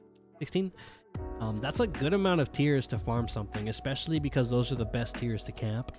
Parkunis is there, you know, Penguita's there, and Aenar is there. Obviously not in that world boss, but like in that general area, that those tiers, you can camp those tiers so easily. You can even camp one, go to the next tier, camp there for a while, go to the next tier, camp there for a while, which is what a lot of players do right now. And honestly, it's a very smart thing to do if you guys are doing that. And you just make Tethys super easy. And a lot of people say that the fams for Tethys are useless. Kraken is actually a very good DPS familiar that's very reliable. If you did need one, you could just make Kraken first, max him out, use Kraken while you're there, and then once you get the other ones maxed out, boom, there's your Tethys. But DPS familiars, even Penguita, in my opinion, just don't do it, man. Like, they don't cut it. The only good one is probably Lurky and Kazulum. Kazulum and Lurky are just solid. Kazulum's my favorite, personally. Bulltheye is complete garbage, for me, compared to them at least. Are they bad? No, they're solid. They're just not as good, sadly. I don't know why. But Bulltheye is just, I don't know. He's more supporty than he is DPS, of course. So you can't really super pin him versus someone like Lurky or Kazulum. But yeah, he's not the greatest. I'd rather have the legendary familiar that makes Bulltheye stacked 6 times than use Bulltheye if I was trying to get some damage. Because just the legendary fam, if you can get 6 of them and stack them, he's pretty strong. The only problem is his health is pretty low.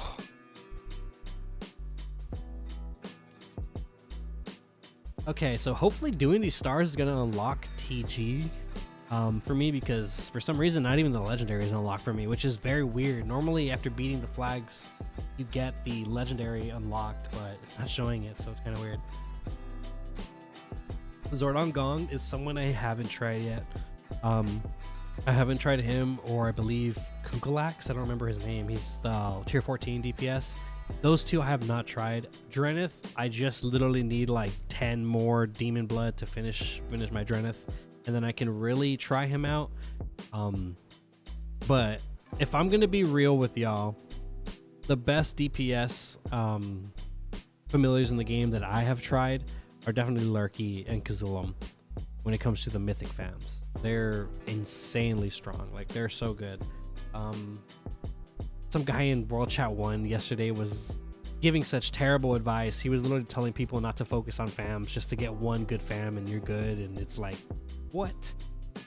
That's the worst advice I've ever seen. And their recommendation was Melvatron.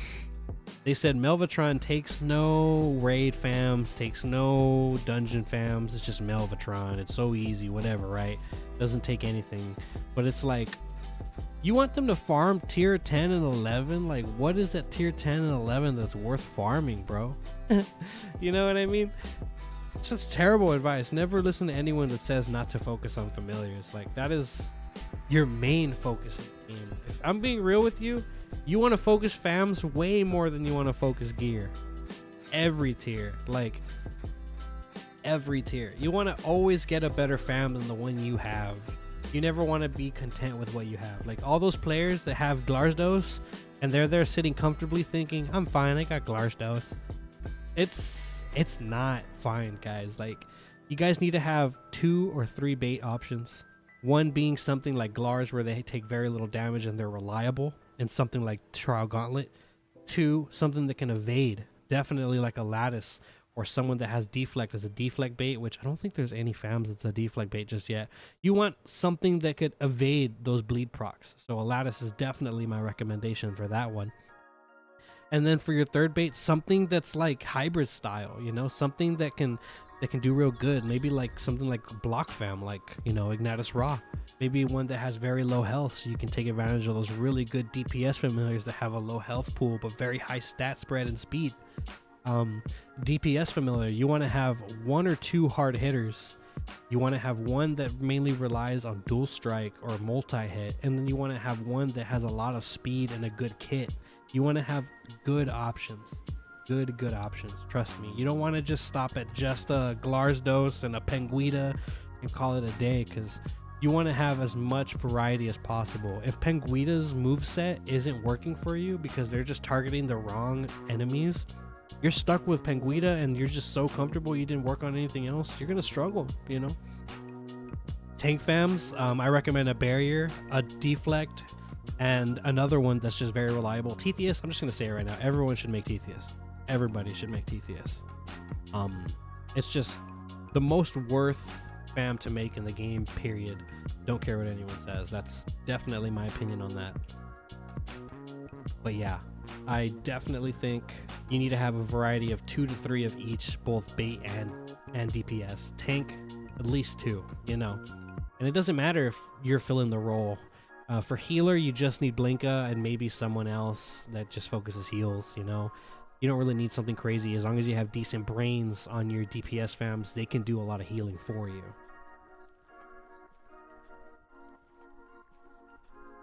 Yeah, you can beat a lot of stuff with Eula, Yuka, and Galars. That's definitely like the starter pack. Like, in my opinion, the best starter pack is or the best. When I say the best, I mean like the cheapest, most reliable. Is Glarsdos, Drazig, maybe, Penguita, Yuka, or Blinka. And obviously you don't have to have all 3 of those DPS fams. You can just choose one of them. But the only reason why Yuka kind of falls off is because he doesn't have shock. He just has electric damage. And that's the only thing that's unfortunate about Euclid. He's definitely a early game fam. He's the strongest of the early game fams when it comes to DPS. He's one of the strongest, but he doesn't have shock, which is when you enter mid game. That's when shock is introduced. When those elements, those really strong explosive elements get introduced, that's when you hit mid game. That's when you're hitting mid game and you want to make those changes. But nobody really takes advantage of it. Everyone just Penguita takes so long. Yeah, I get it, man, but you just got to get something, which is why I tell people to go for Melv's Drillo if you really don't want to do the Penguita route. Melv's Drillo is pretty fucking neat, honestly. Okay, let's go to the next. Go to hard.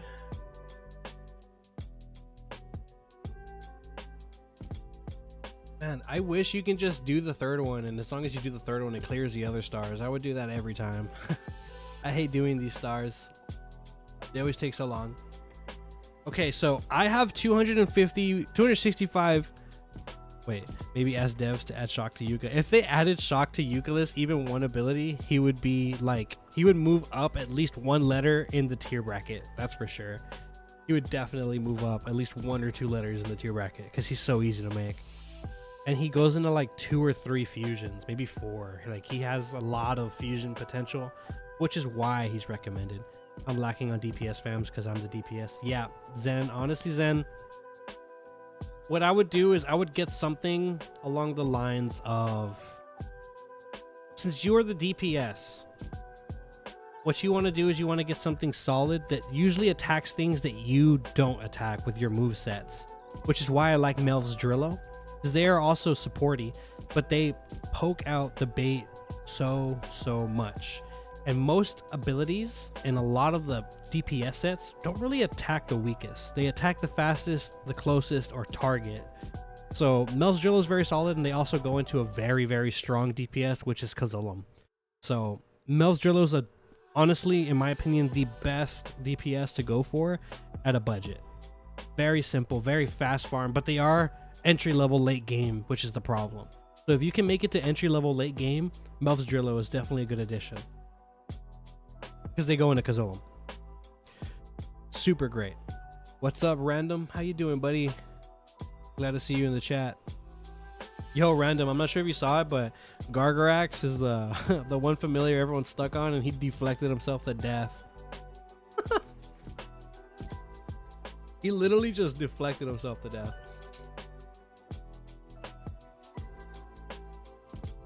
The cool thing about Tithias, by the way, guys, is you can literally have him +3 and he's so useful. Like, +3 and he's already your best familiar in your whole list. Promise. Like, you can't beat him. He's so good. I beat Clover with my other account using a +3 Tithias. No, he was +4. I lied. I'm sorry. He was +4. But I was running attempts with him at +3 and I was doing pretty good. Yeah, Zen. He's solid, but just know he's not the best. He's the best when it comes to a budget legendary DPS with potential, especially with future proofing, because Kazulum, in my opinion, is first or second best DPS, period. depending on how you use them and where you use them and what you're using them for. Lurky obviously shines like everywhere, so that makes him automatically the best all around DPS. But Kazolum outshines him in some things, so just a few. I like Kazolum because he also has a little more swag in my opinion. He just looks super clean. And he's a lot easier to make in my opinion too. Like my other account, World Dash Eater, he's already like, I think he's like 3 fams away from having a +4 Kazolum. You're 12 World Boss mats away from making your first Lurky. Honestly, if you can make Lurky, go for it. I have both, and I can tell you I use both all the time. But very rare because you don't really need DPS familiars if you're a tank. You can just self-sustain and kill everything with an offensive pet. Sadly, I wish they changed it, but that's just how it is. I wish you had to rely a little more on fams. Okay, let's check it out. Maybe now I can see Gauntlet rewards. There it is. Okay, let's check out the Gauntlet rewards here in a sec. So we already saw the dailies. I'm gonna go ahead and show you all that the drops are now tier 18 for me. Check it out here, tier 18. Tier 18, very nice, very cool. If you want to farm those, go for it. I'm gonna start farming these probably after stream. Go ahead and check out the Gauntlet rewards. Let's go ahead and go to the set. And we look here. This is, in my opinion, one of the best bait sets, period, because it's just so nice for soloing content, and it just has that swag because it has vamp. Like, who doesn't like vampirism? So let's go ahead and check out the mythics first. I don't want to get too excited. Leonidas Honor, 3.5% barrier for each teammate alive. Now the only problem with this is Clover is already introduced in the tier previous, so if you do plan on getting Clover and you're able to beat the dungeon in tier 18, which is honestly still a pretty good feat, that makes this useless. But if you don't have Clover and you cannot obtain it until around 19 or higher, this is a very, very solid neck piece to have, because if you think about it, polying this mythic is insane. Getting 7 barrier for each teammate alive, nasty, like completely nasty. But just having this one alone without Polynomicon is super, super solid. How much is that, by the way? I think maxed out you get like 17-ish, 18-ish barrier. Pretty good, pretty solid. I'm not sure if it goes higher in invasion because you have more fams, but this is pretty good in a 5-man team. In a 4-man team, it's still pretty solid. So very solid neck piece. This main hand used to be so good. It used to be so broken. Honestly, it was so nice. It probably has so like more swag than most of the main hands in the game, period. The fire on this is just so nice. The moveset's not too crazy anymore. Sadly, it's still pretty solid, but it's not that crazy. It does have an attack fastest, which is something I really like. But yeah, I love the 20% chance to drain against combusted enemies. Really nice if you have something like a Scarium or Furium or something to help give you those combust stacks on something. Also pairs very well with Codex. Very, very solid mythic main hand. I highly recommend it. It's obviously outshined now since it did get nerfed, but it's still very solid to have. This set right here, very good set. I could even tell people to up tier this all the way to tier 21 and not regret telling them that. I might even do that myself with this set because I like it so much. 15% vampirism if you have the lowest health on your team for the 2 out of 4. For the 3 out of 4, you have heal team. This is heal team, okay? Not spread heal. Heal team for so-and-so damage when you apply combustion. So you have a decent little heal there when you apply combustion. Pretty easy to apply combustion, especially when you see the 4 out of 4, which is 25% chance to combust the fastest enemy when you get hit. You also get 20% block on top of that. So that 20% block is really nice. Obviously, nothing game changing, but I can pretty much pair it with everything I'm wearing right now and have 100% block. And my 20% deflect that I have right now, which is extremely solid, along with the 15% vampirism and a heal and offensive capabilities, it's very strong. I'll be at 100 block with 20% vampirism, and I'll have all these extra goodies. I'm definitely going to be using this set possibly in my next progression if I don't up tier perk. I am going to up tier perk, but I'm not sure if I'm going to do it for the let's play. That's the set I highly recommend everybody get. Honestly, it's super, super good. But yeah, big problem, the invasion. So just, yeah. Auto stops after so many turns. Honestly, Invasion is super buggy. That's why I don't play it. I don't know if anyone knows this, but Invasion is my off week. I don't really play too much Invasion. I rarely play it. The only ones that really focus it are my accounts that are going for like Jello, or anyone that's going for High Myco. Those are the only ones that are focusing Invasion, but I hate Invasion. Oh, I heard Select can solo world boss in your current tier. See, I don't really know too many people that have Select Core up tier just yet, so I can't really confirm nor deny that. But just looking at the set, I can tell you it definitely has solo capabilities with and without Clover, so it's very, very solid. Extremely good set. Very, very good. So I highly recommend it, especially for soloing content. Let's go ahead and go to the world boss first, just to check out what there is. You know, I do believe there's one more. I believe one more Abyss. I think we were done with this at 16, right? Yeah, we're done with this at 16. So Abyss is gonna say bye-bye after this tier, guys. Enjoy this. If you're in tier 18, your very last time to play Abyss. I know, very cool world boss. I know. I'm gonna tell you right now, guys, I don't care what anybody says. This DPS set is super fun and super nice to use. I like it a lot. But let's go ahead and go in order. We have really cool cosmetic mounts here. We've already seen them. We have Leonidas wings. Now, check this out. This is super strong. A lot of people don't run it. Don't know why, but it's really strong. Even has up tier potential. It has 20% chance to deal damage and sap them when you hit an enemy. Now that is very solid because you can pair that with Clover. If you have Clover in your next slot with this, you have a 20% with another reroll of 20%. If you have it with Poly, you have another 20% and another 20% because it duplicates it. So you have two 20s right off the bat, and then both of those can be rerolled with Clover. You're almost guaranteed to hit that, you know, and it's really nice because of the sap. Very, very good in a high-end late game DPS build. A lot of people don't utilize it. With just 3 pieces that I just mentioned, you could still fit a 3-piece set in there, or 3 more ancients. You know, super solid. Very, very good. I highly recommend it. We also have Leonidas Strength. This is a staple for all you quad strike gamers out there. There's very little of you out there, but for those of y'all that actually do treasure your quad strike builds, this is going to be one of your best friends with Polynomicon, of course, or it's Polynomicon, or I forget the name of it. It's Poly something. Poly. Getting confused with Smite. But yes, Polychromatic Blaster, I think is what it's called. I can't remember, but Poly. Really good if you want some quad strike. This is for each enemy alive. Very, very solid. Super strong. And we're going to go ahead and check out this. We already saw that Mythic Fan, we saw that. Okay, here's the set, Hector set. Now, a little bit of insight. This should be up tiered, guys. At least for the head and the offhand. And I'll tell you why. Just listen, hear me out. So, this is a 4-piece set, of course. But 2 out of 4 is gain 2.5% ricochet chance for each enemy alive. Already very fabulous set.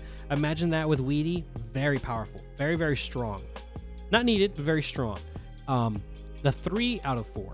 20% chance to consume 1 SP when you hit an enemy and freeze fastest. Now, that 3 out of 4 we'll get back to, but we're going to go ahead and go to the 4 out of 4 real quick. 4 out of 4. Shatter. Inflict so-and-so damage on the frozen enemies. Remove frozen status and restore 2 SP. See, that's very solid. It's extremely good because it gives you SP refund. SP refund is extremely valuable for a DPS. I know a lot of people say, oh, Hector said it's not that good. It's freeze, it's water damage. It's not good at all. But guys, right now, a lot of people are saying that the current tier 21 raid set is the best DPS set out right now.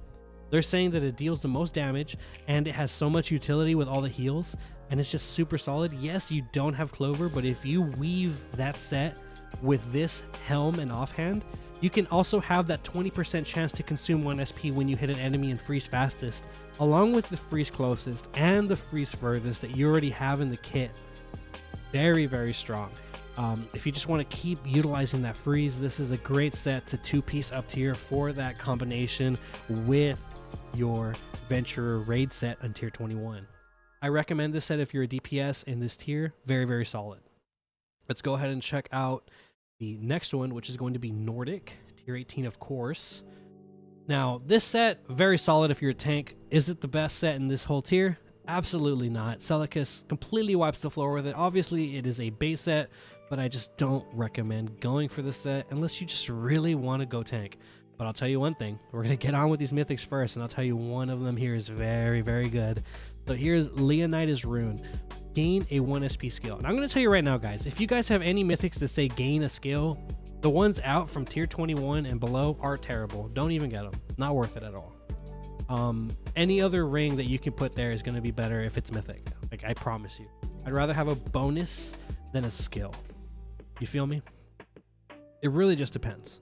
But this is just not that great. I can tell you right now, just don't get it. Leonidas Crown, this is worth up tiering to current tier all the way until we get a better replacement. Like, this is meta right here. One of the strongest players in the game. I can show you right now. One of the strongest players in the game, if not the strongest. He technically is the strongest. If we go to total stats, which in my opinion is the place you want to be top at. Total stats right here, Winter. Look at how high he is compared to Synergy right here. Winter runs that in like almost every build he has. Leonidas Crown. Tier 21. He up-tiered that probably first, if I'm being real with you.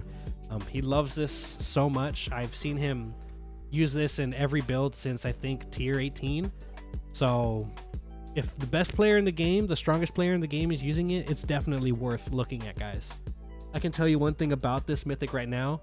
It has a 25% chance to root the attacker. Now I'm going to tell you right now that could proc a brain or a pet proc. That's the only problem with that. However, you can also proc things with that. You can proc, I believe you can proc a bunch of other things. Like when you hit stuff like that ring I was telling you about earlier that's in the other world boss, you can proc that sap.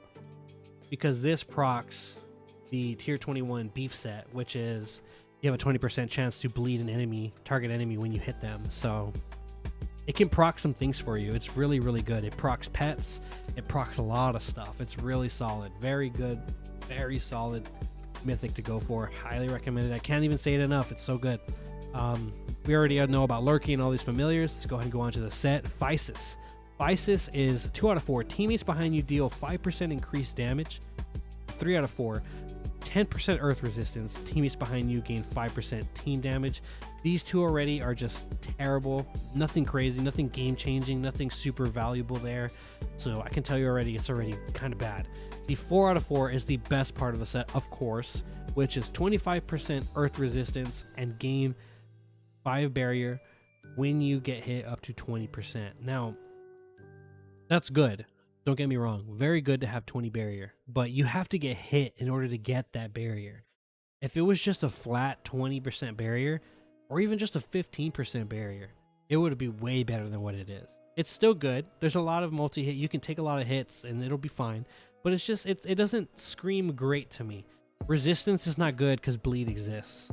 That's why resistance is never good. Block and resistance just falls off once bleed becomes more prominent or combust or shock. So resistance sets like this fall off hard after tier 15 for sure. Even in tier 15, it's already falling off hard. So resistance sets, you want to avoid resistance. That means damage resistance. That means block. Obviously, it doesn't say resistance, but block. You don't want to focus on those guys. Like, unless they're really your only options, you don't want to focus on them because they fall off hard against all these elements and procs. I do believe beef was introduced here. Yes, it is. There it is, guys. Beef. Oh man, I'm surprised they used Columbus there. That's so weird. Let's go ahead and check out the drops. Now, right here, I can tell you right now, guys, these are pretty solid items here to snag. This is one of the best cosmetic pets in the game, in my opinion. Doesn't really match with too much, but it's just such a vibrant, really beautiful mount. It's a very, very nice mount. Okay, so here is the main hand mythic. Very solid. Comes with 7.5% accuracy, and for those of y'all that don't know what accuracy is, it says ignore, and obviously for the percent that it has, 7.5% of your targets evade, deflect, and absorb. That's very good, seeing as a lot of players utilize a lot of evade and deflect. You know, absorb is a little rare, but a lot of sets are coming out with absorb right now, so it's very solid. But is it super good? It's okay. It has a very good moveset because I think it does bleed the closest to or something like that, which makes it really solid. Very good replacement for something like a Witcham main hand. If you don't have Clover, you can weave it with your neck and use this as your main hand instead. Very solid, but it's nothing super game changing. It's very good, but it's nothing crazy. Then we have the neck here. the Fennecker GPS, which is 5% bolster. Nothing crazy. Again, the necks and rings really just aren't the craziest. The necks and offhands are like the worst things in the game unless they're ancient, from what I've noticed. It's really hard to find a good one of those two. So we also have our introduction to Sumago, which is going to be a further tier mythic familiar. It's going to be one of the first places you can get that schematic. And we also have Debosa, which is going to be the main beef mythic familiar. Very, very solid familiar, but not worth making in my opinion. They were announced to have 10 redirect, but apparently they only have 5. And to me, a mythic familiar should not have 5% of anything. So very terrible, would not go for it. There's better fams out there to get that are definitely more reliable.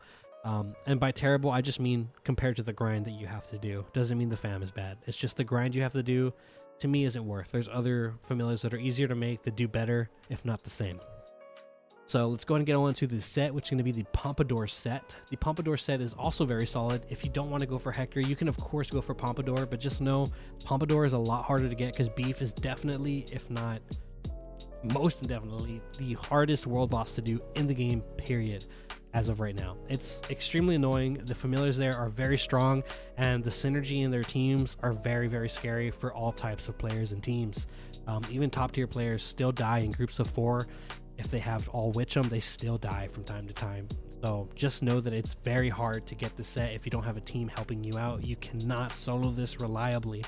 So if you can get Pompadour, great. Obviously, it's going to be the better set of the two when it comes to build capabilities. But if you're talking about overall damage and reliability, I still think Hector is a better set. Personally, I'm not a DPS, but just reading it and seeing what it does, to me, just seems a little more valuable.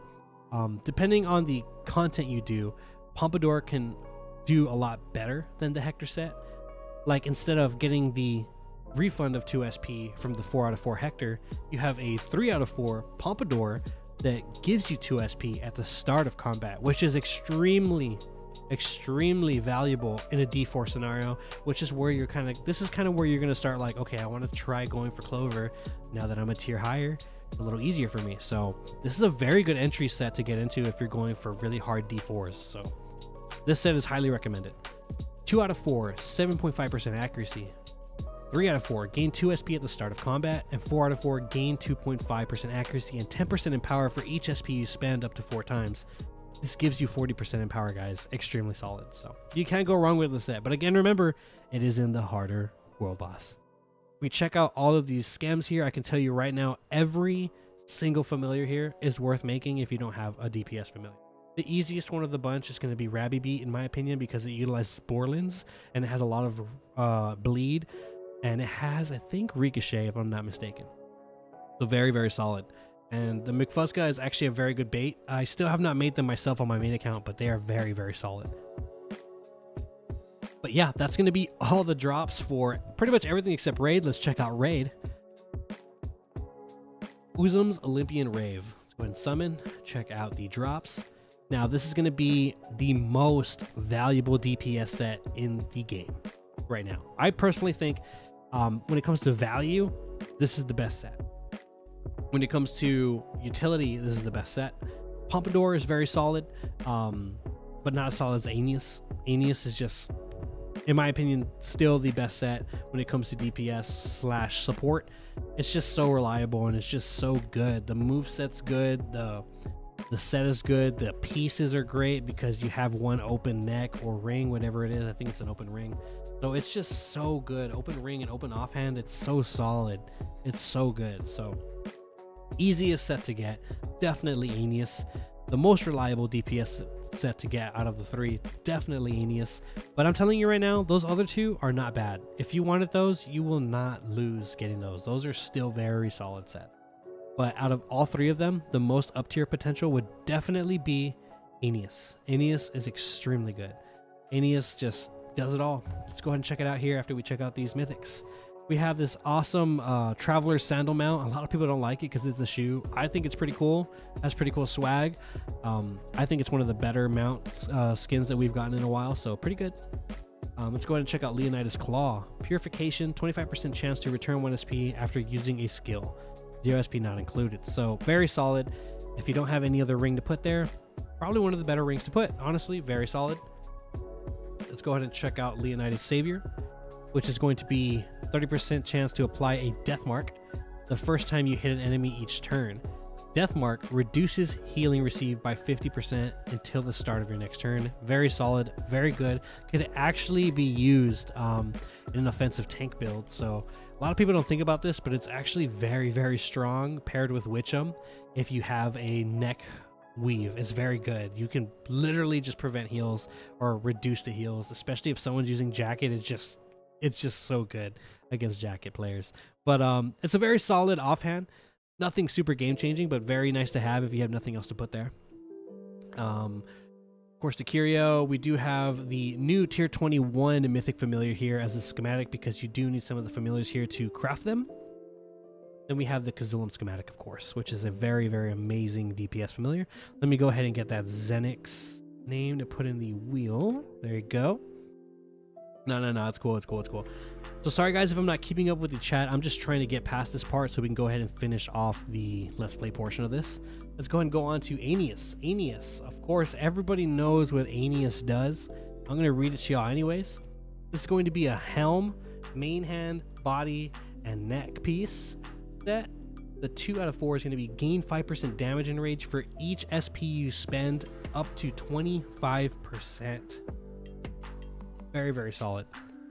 3 out of 4 plus 12.5% speed. That plus 12.5% speed, although it's just a little bit of speed, trust me guys, that is amazing. Like, think about this. Imagine you have 100k speed, which is definitely obtainable in this tier. You just get 12.5% of that. Boom. Add on top of it. So nice. It's so good. Like, this is so good if you just focus all speed, and which a lot of players do with Aeneas. It's very good. That 3 out of 4 is slept on by some players. A lot of players know about how good it is, but trust me, some people still don't know how good that speed is. I actually had someone tell me, why would I get Aeneas if it just gives you speed and damage and rage? Damage and rage sucks. And I'm just thinking like, bro, what? Like, don't listen to those haters, guys. Don't listen to the haters. If you guys think there's a set that's good because you just thought about it and you're like, you know what, I can do this, I can do that, I can do all this damage. If you really think about a set and you really do see the potential in a set, go for it, guys. Like, don't listen to those haters, guys. And then the 4 out of 4, 15% team enrage and increase enrage storage up to 40% of your HP. Consume enrage at the start of your turn to shock furthest for the consume value. Now that 4 out of 4 is definitely the best part of the set, but people only use 3 out of 4 of the set sometimes, and it's still very valuable, especially with a Weedy scenario where you have the Weedy as the 3 out of 4, which I believe is Weedy tier 18, guys, or is Weedy tier 19 or 20? I don't remember what Weedy is. But Weedy, super good on this set. Super good, especially because it is in an open slot. Very, very solid. Pocket Apple, let me get you on there, buddy. Okay, got Pocket Apple on there. Any other hero tags before we go ahead and go through this? I'm actually going to do my first roll here in a sec after I do this one raid run. I'm going to make sure I don't kill everybody. So I'm just going to add Void. And then, what are you running? I'll run you as well. And I think that's all I need. Probably going to switch my build to my more swaggy build, even though it's not that strong, just because it's super swag. And I got Druffo. But yeah, let's go ahead and go in. Tier 19? Okay. So when you hit tier 19, Weedy is obviously best in slot for that set, other than maybe Codex if you wanted more shock power. But Weedy is just so good. So good.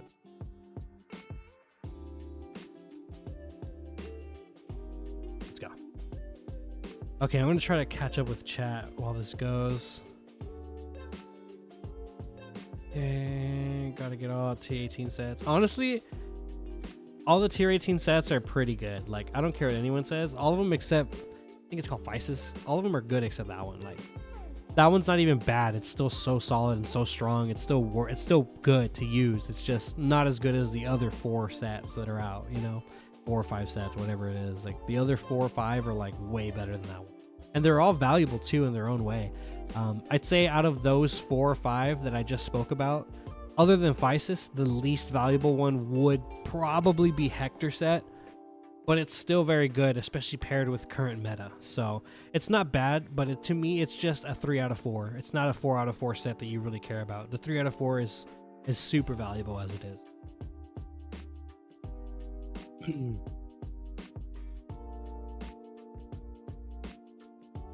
Need to make sure I don't kill everyone. Proceeds to switch to off pet. You're so right. You're so right. That's so funny. But I'm in the middle, so maybe it's fine. I mean, I'm tier 17 TS. I'm actually less than tier 17 TS because I have a tier 13 weave on, so it's gonna be too detrimental. Okay, here it comes. I'm gonna turn this off and just hope that he doesn't kill himself. Do I have Extort in this team or something? Because things are just dying. Okay, I think he's just gonna die, so I'm gonna have to check him out here in a sec. His name's Uzum. Man, I'm tired of other gods pretending to be my friends just to enjoy the party. But wait. What? I don't even know what that says. I'm not gonna say that, guys. I'm sorry. Y'all can try it. It's tu quo que filime. I don't know what that means, guys. I'm not really good at speaking. Okay, they died. We'll go ahead and check them out here in a sec. I try so hard not to kill these guys. I even use only 3 people in my raid, and he still dies. That's insane. Well, if Physis does have a use, I mean, that's great. If you guys can find a use for Physis, go for it. But I still really think that there is more value in Celicus. But again, Celicus is a bait set. There's a lot more value. Let's go ahead and go to town. Okay, let's go ahead and check out. Go ahead and check out Uzum. Uzum. Okay.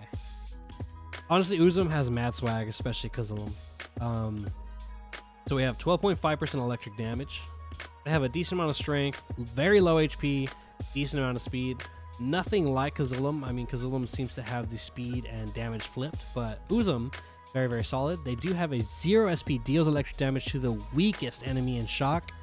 Very detrimental, very scary if your raid team isn't that crazy strong, because believe it or not, guys, some people don't have tier 20, tier 21 carries.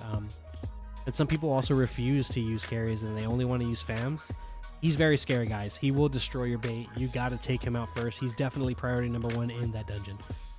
We also have deals electric damage to the furthest enemy and to the closest enemy. Very scary, but no shock, so nothing crazy. We have deals electric damage to the weakest enemy 2 times in shock. Very, very scary for your bait. This guy's a bait destroyer. Deals electric damage to a random enemy 2 times. Nothing crazy. Deals electric damage to target enemy 3 times. Now that is crazy. So he's scary, guys. If you guys don't have any good carries, he's definitely scary. You want to take him out as fast as possible. So yeah, that's pretty much going to be it for the tier, guys. I know they're getting longer and longer because the later it goes, the more stuff is accessible, like more world boss options and stuff like that. But yes, that is everything.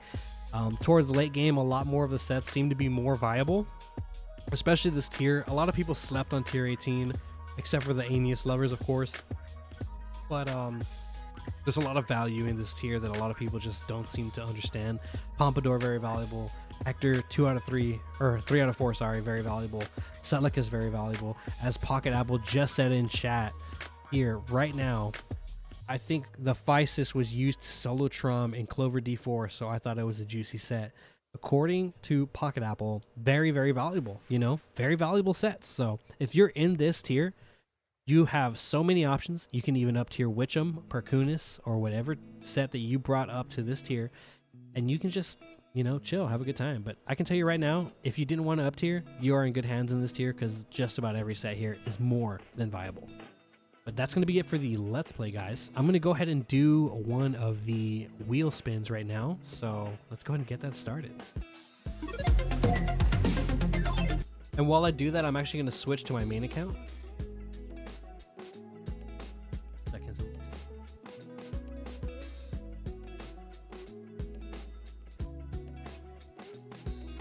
Okay. While I load into my other account, does anyone else want to join the Wheel of Names? We have a lot of names in here, guys. We only have 2 redos, so I'm definitely going to come in here and add one right now because there's not enough for my liking, honestly. I love those redos. They honestly add a lot of hype, in my opinion. So let's check it out. Okay, we got another name here. Keep adding those names, guys. I want to add more names to this wheel. Let's keep it coming. There's 2 more names. I'm adding them both. Keep it going, guys. Again, this is going to be for an epic adventure bag with 1k gems.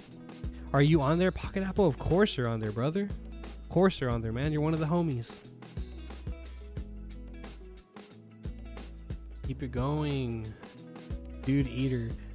Being high level is great. When I gain a level, I do dungeons with XP runes on, and I'm almost halfway to the new level by the time I'm done. People underestimate level benefits. Yes, people underestimate level benefits for sure. The Wheel of Pain. You know what I love, Mercer? I'm not sure if anyone here is around my level on my main account, but I'm level 867, right? I think I get like 900 energy, 967 or 68 energy, something like that. Every time I level up. It's so nice to just level up and just get all that energy. Like it's amazing.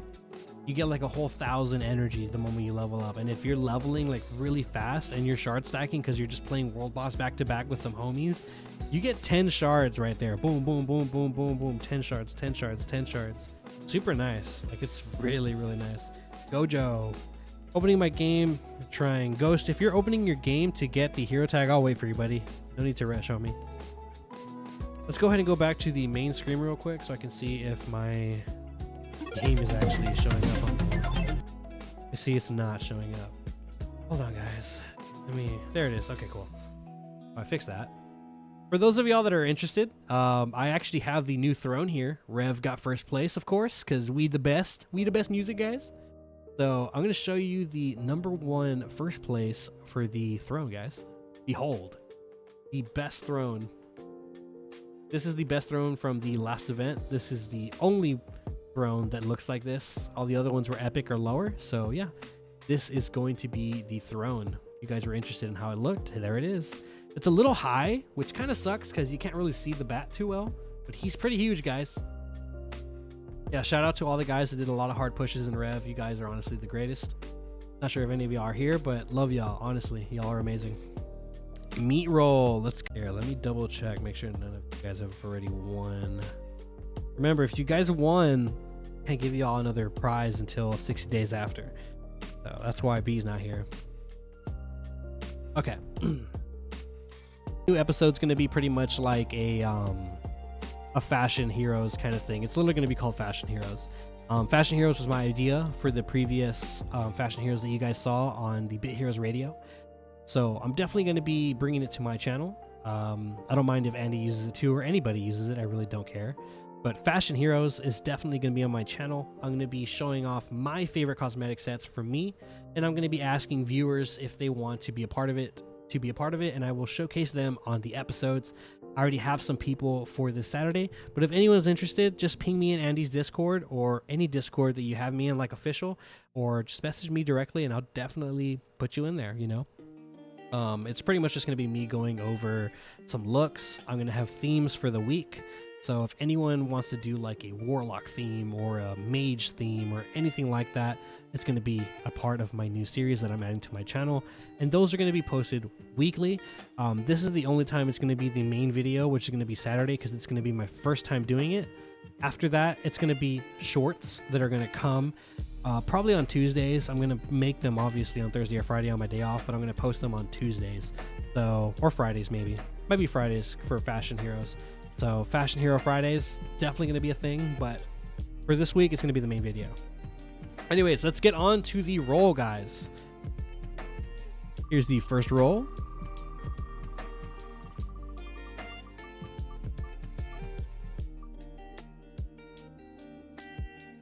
There you go. We got Go Grit 3, I guess. Go Grit 3, I guess. Hold on. Let me go ahead and copy this and put it in the winner names.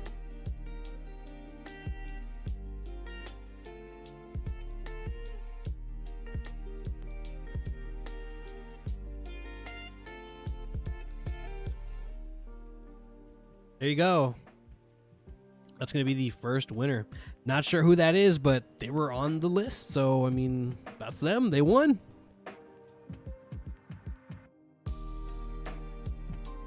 Okay, so I'm not sure if Gojo was on the list. Let me double check if Gojo was on the list.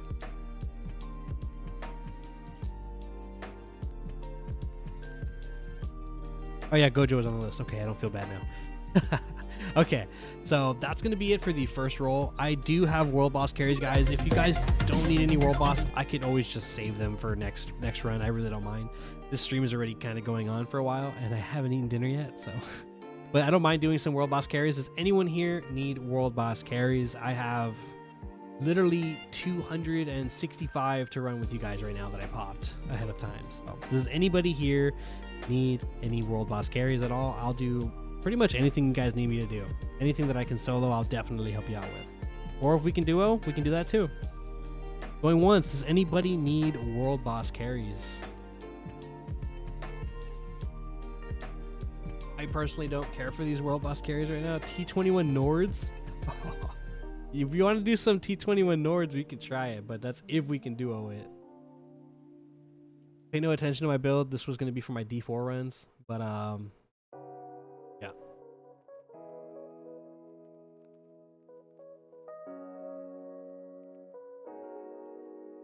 Hold on, let me reforge just in case.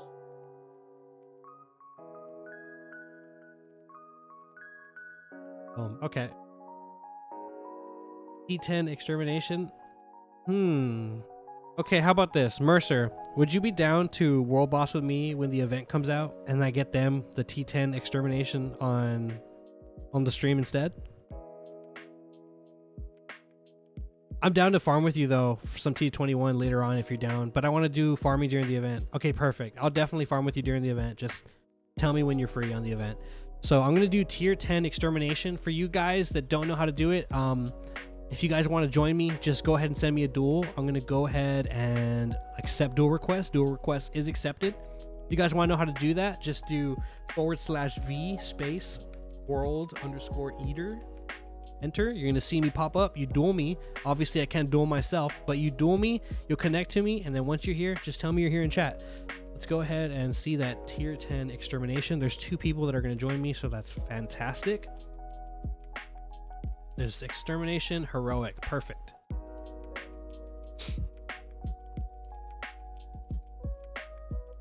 You hate that you don't need world boss carries? Look, Pocket Apple, if you ever need world boss carries, I'll carry you, bro. Once you hit Nordic or Inferno, you'll definitely start needing some if you want like more reliable runs, but I'll definitely carry you, bro, whenever you want. Definitely. You need 4K mats and 180 lurky mats? That's gross, bro. Let me show you. Let me show you something real quick. While these guys duel me. Oh, to rub it in your face, but got that lurky, bro. I worked so hard for this lurky, man. You don't even know. And I don't even really use him. I use this guy right here, Kazulum. Highly, highly, highly, highly recommend him. Extremely highly recommend him. My next target is this guy right here. I'm actually farming him like crazy. Ghoul Muddy dueled me with him and he destroyed the heck out of me, guys. I used the Kimusaba, Rigneus, Tetheus team with myself using my strongest setup, and I only killed 2 of him. I killed him and one of his familiars, but his 3 Roost Farrakraz killed me at the end terribly. So this is a very strong familiar. Don't listen to everyone else, guys. Trust me. Don't listen to everyone else. I know Winter said that Kimusaba's better. I don't think he knows that for sure. I don't even think he's made this guy. He's just talking about on paper he looks better. So listen to me when I say this. This guy is very strong. When I dueled him personally, I've dueled a full team of Kimusaba and I wrecked them. I dueled a full team of this guy and I got wrecked. And that was 5 duels in a row, I believe. So very, very strong. We go ahead and accept this duel. Okay, let's go down. So we got one guy here. Oh no. The guy that dueled me. Can you duel me one more time, please? I think it was Sturdy Turtle. If you can duel me one more time so I can leave the duel, that'd be great because I have the glitch. Somebody duel me, please. Somebody please duel me. I hate this glitch. That's what I get for being a bully. Ooh, someone got Rugamans. Easy. Okay, let me make sure auto's off. Okay, perfect. You beat me. You can screenshot it. Boom. There you go. Boom. That's how you fix that glitch, guys. Okay, anyways. I have it open. If you can join me and tell me that you're in the stream here in the little chat section, that'd be great. Yo, Lemon K, are you part of the stream or no? Just curious. Plugs, not sure if you're who's Sturdy Turtle? If you're Sturdy Turtle, can you say me in chat, please? Just so I know.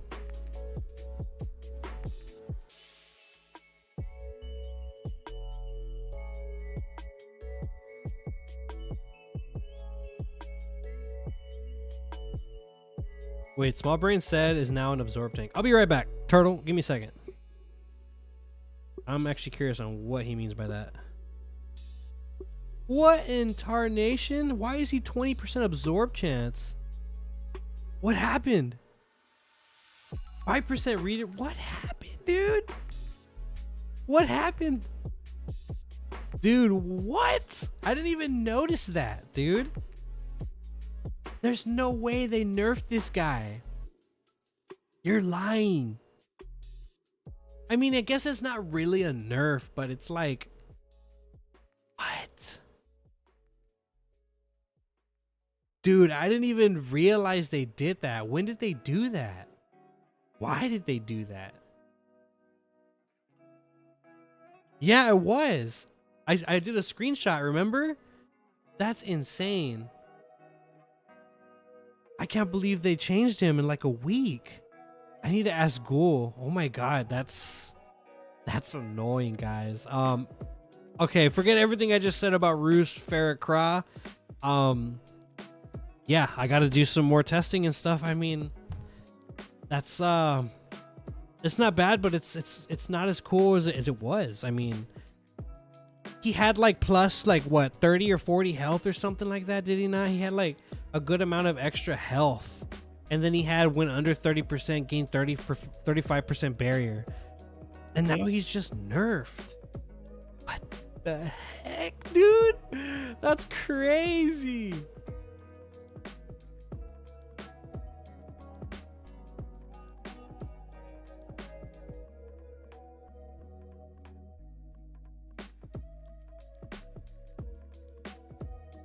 That's insane. Dude, that's insane.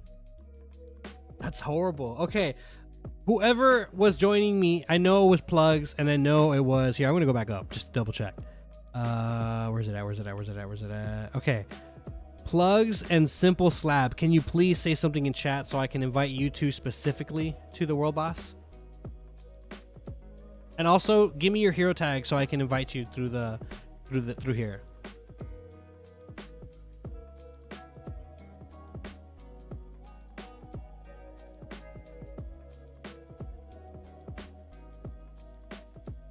Dude, no, like, you don't even get it. Like, Mercer, honestly, I am very disappointed that they did that. I'm disappointed. Like, I don't even, was there anything? Like, was there anything said at all? Let me see. Hold on, guys. I'm sorry. I need to check this out. It wasn't you? Bro, I literally have you here saying that you want that. What? Let me see. Oh, you did say Nether. It was Parashock. Can you tell me what your tag is? Or I have it open. I'm pretty sure you're here already. Try joining Extermination. Parashock.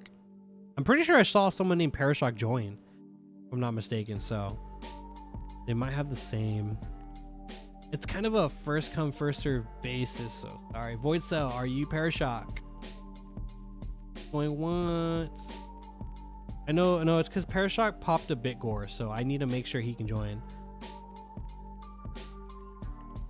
Oh, you're Sturdy Turtle, okay. Well then, who else was joining? I'm so confused. I think it was the Plugs. Plugs, are you joining? If not, then Rayka is gonna take over. I guess it's open. Whoever joins me, just duel me and join, and just tell me in this World Boss chat that you are in the stream, just so I know.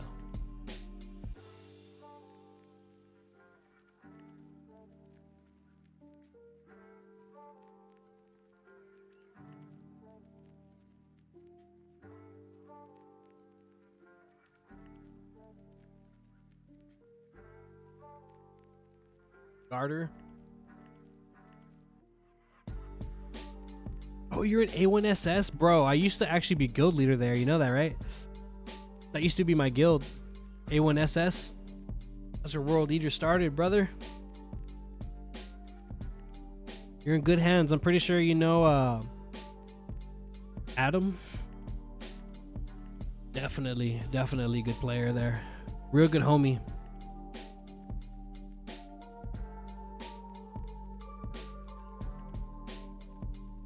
Man, I got that terrible loading bug where you invite someone and it takes forever. Here, guys, give me a second. Give me 1 second, guys.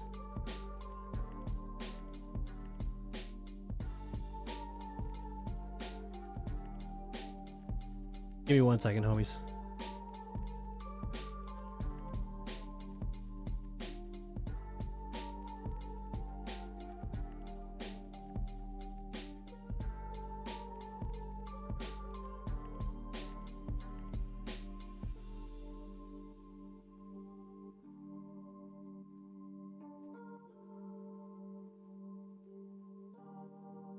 Okay, I'm still in that loading bug, guys. The 3-minute invite, yeah, I hate it. I actually moved to Strong Tower because they said guys in the guild. Yeah, honestly, okay, so I'm gonna tell you right now, room is full. That's annoying. Dudeology? No, dude. Dog. Sorry, bro, but I'm waiting for. I can't send that invite again, bro. Garter, if you can do me a favor and just duel me, and once you duel me and you're here, tell me, bro, so we can do it that way. Otherwise, I'm just gonna be kicking a lot of people.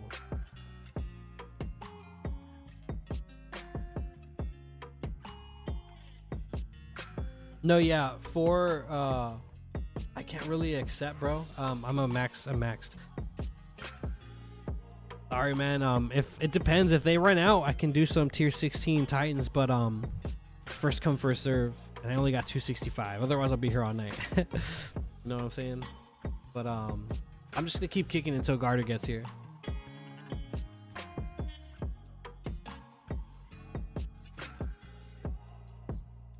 To move to my room, let me show you. You just go in any text box that opens, as long as you're not in a mission. You do /V space, and then you type my name, WRLD_EATR. Press enter, and there, that's me right there. You'll see me pop up. You just hit duel, and once it says reconnect to this player, you say yes. And then once you connect to me, I'll be able to invite you, or you could see the World Boss lobby open.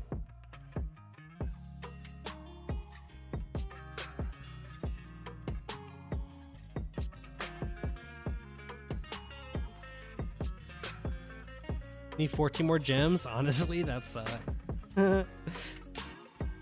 that's horrible. Okay, he's loading, so I'll just block it until he comes in. I feel bad for kicking people.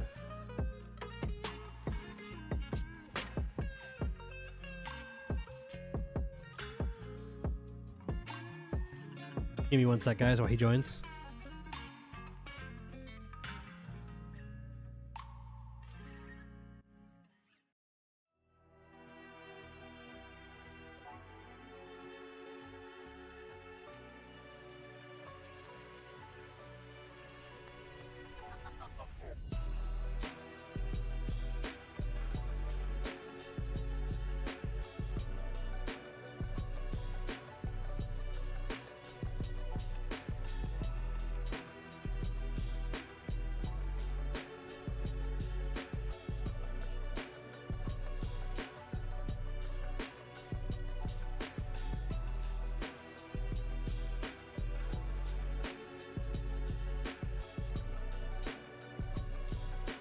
Okay, I'm back. Sorry.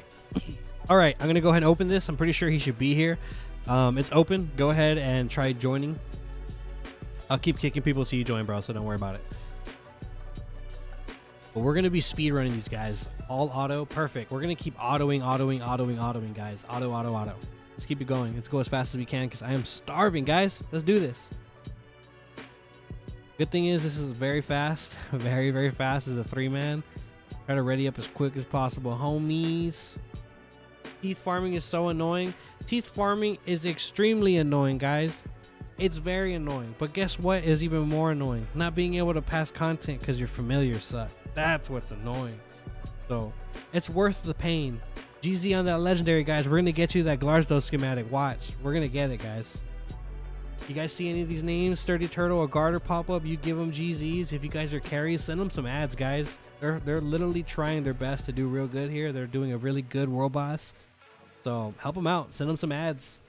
Send them some luck in chat, guys. Let's do this. Personally, I actually do need this world boss, believe it or not, guys. I'm thinking of up-tiering a second Starweave, so these materials are always useful. But I'm also trying to make all the familiars in this area because all the Kaleido fams are just so cool. I like them so much, and they're all actually very, very good.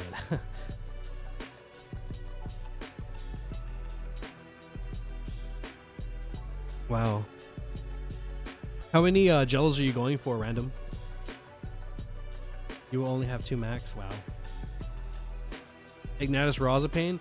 Yeah, if you guys really want to know what a pain really is, try making Rigneus, the new familiar that just came out, which is that Craw guy, or Rombolio. If you guys really want to struggle, try one of those 3. Those guys are terrible. Or even someone like Stratos or someone. Stratos has swag. If you have Stratos, you got some mad swag on your team, though. Definitely. Yes, I say GZ. I don't care what anyone says. It's so much easier to say GZ than congratulations, bro. Come on, guys. Don't be hater, man. Come on. Of course I say GZ. I'm pretty sure 1 or 2 of you guys have said GZ in real life by accident. It ain't nothing but a thing. Raw needs like 20 fams and they're all from different places. It's true. It's terrible. The reason why a lot of people have Raw is because there was actually a really bad economic crash in Bit Heroes when Ken Kong took over for a little bit. And he made all the sales like give scales. So it was so easy to make Raw back then if you were pay to play. That's why a lot of people have Ignitus Raw maxed out. You feel me? If anyone crashes, I'm going to open the lobby. The lobby's open. Just go ahead and leave your lobby and see if you see it here. I'll keep kicking till you come back. You probably got Ghost Lobby. Just leave your lobby. And then look for this one and you should be able to find it.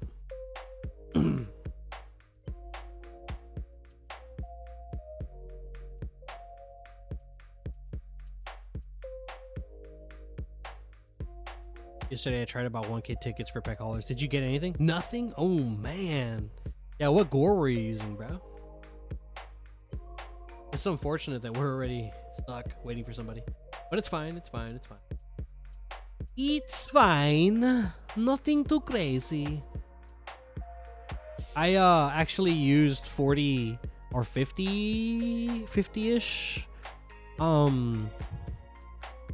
50-ish badge packs for plaques, badge plaques for GVG, and I got like 1 collar, guys. And I was on the Kongi Gore, bro. I was on the Kongi Grow and I got 1 collar. So, trust me, bro. I know your pain. Congrats, Sturdy Turtle, on the Aquatic Ward. Super congrats.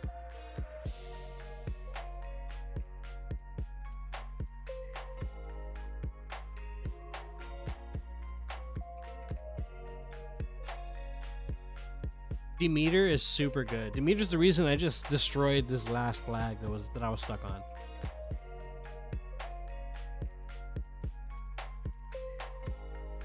Yeah, I know a lot of these bugs. I know too many. I actually know a lot of the bugs and I know how to like fix them and like get out of them without restarting. I need to quickly craft shards. Sure.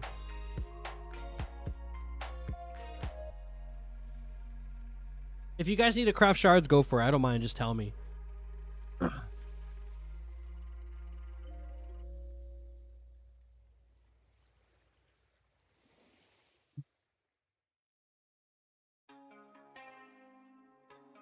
Yeah, because you guys are going to be leveling like crazy, especially if you're on a gore. I think it's Friday bonus, so you guys are going to be leveling quick.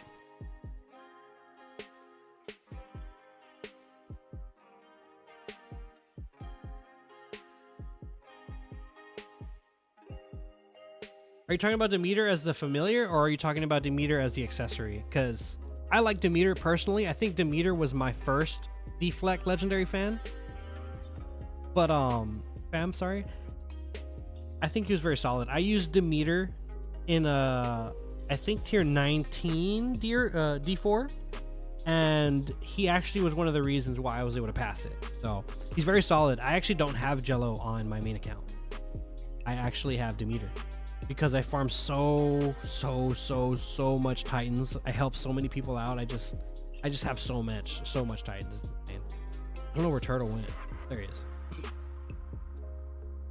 Okay, just keep going, guys. Just keep going. I don't know if any of y'all are that sweaty. Like, I try to ready up before they get here so I can start it faster. That's usually like in the 2-man though.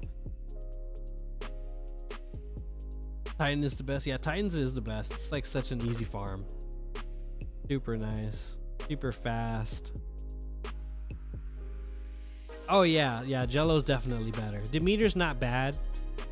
He's actually way faster to make, in my opinion, and he's easier to make because you don't have to worry about a certain event coming around, and you don't have to worry about getting 30 freaking Jellos just for one. So, or gems. So he's easier, but I mean, he's also not as good. You know what I mean? You got to take it into consideration. He's not as good, but yeah, those deflect fams are very good for cheese, like super good. Like they're literally canned cheese, walking around canned cheese.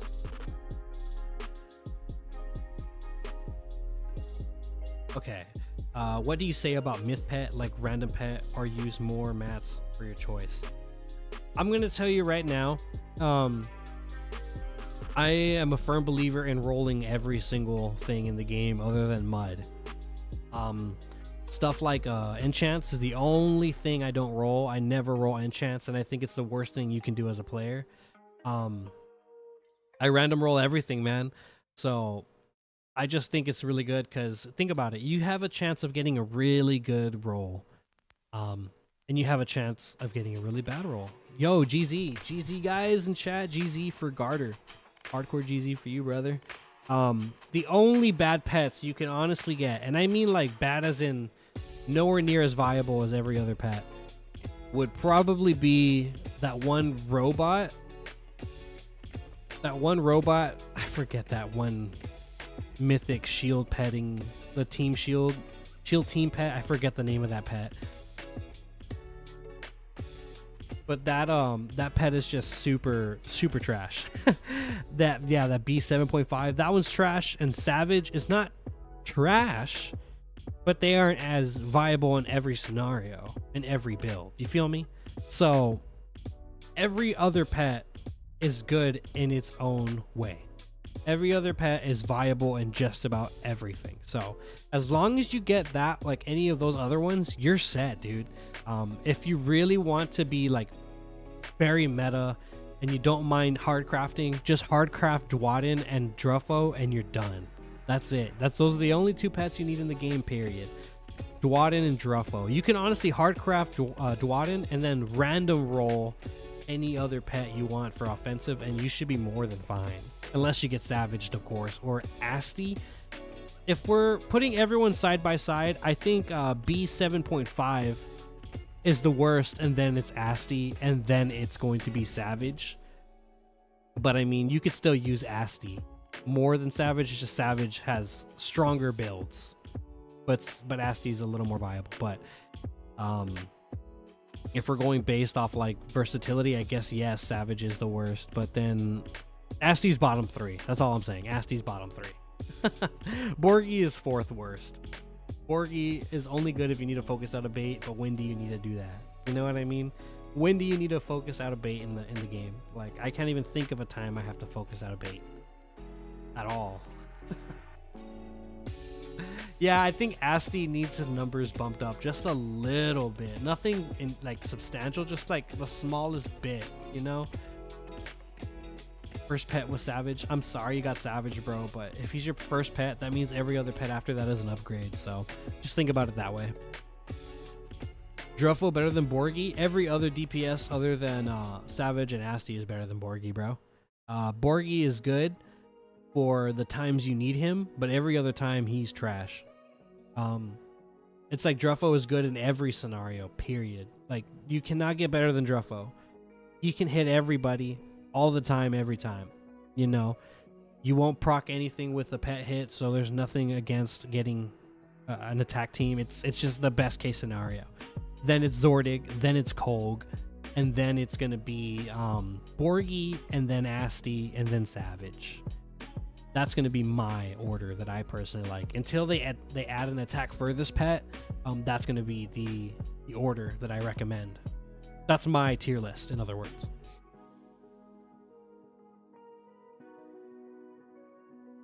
Oh yeah, Druffo's definitely like, I'm GZ on that, bruv. Like, honestly, congrats, Zen. That's super good.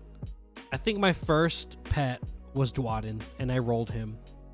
I rolled Dwadin, and I just was like, whoa, dude.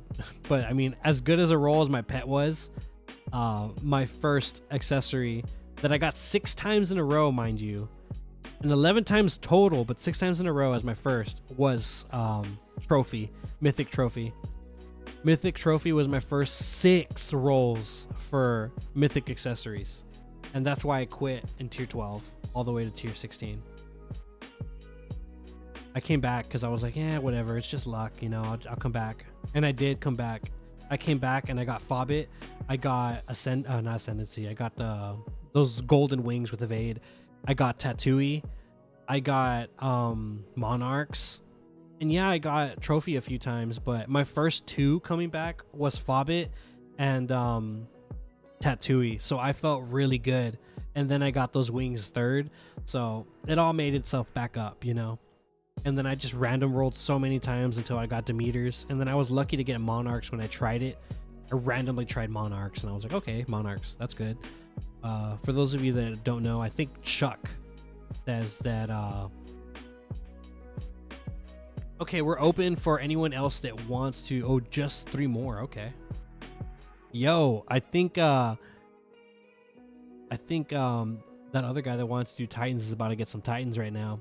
If you want that Titans run, bro, just tell me your hero tag or your gamer tag so I know who you are, and just duel me to join me, okay? I have so many people that I know in this game that it's so hard to just remember everyone's name.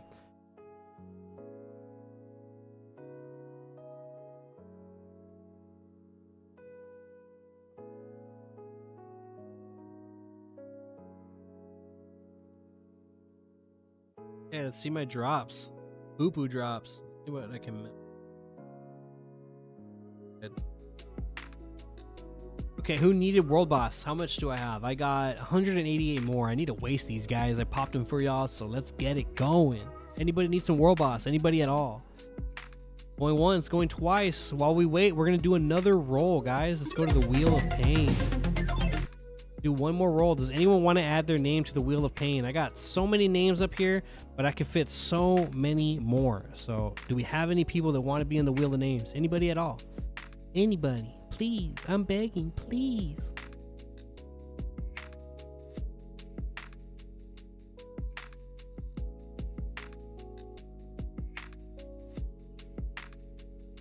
Anybody? Nope.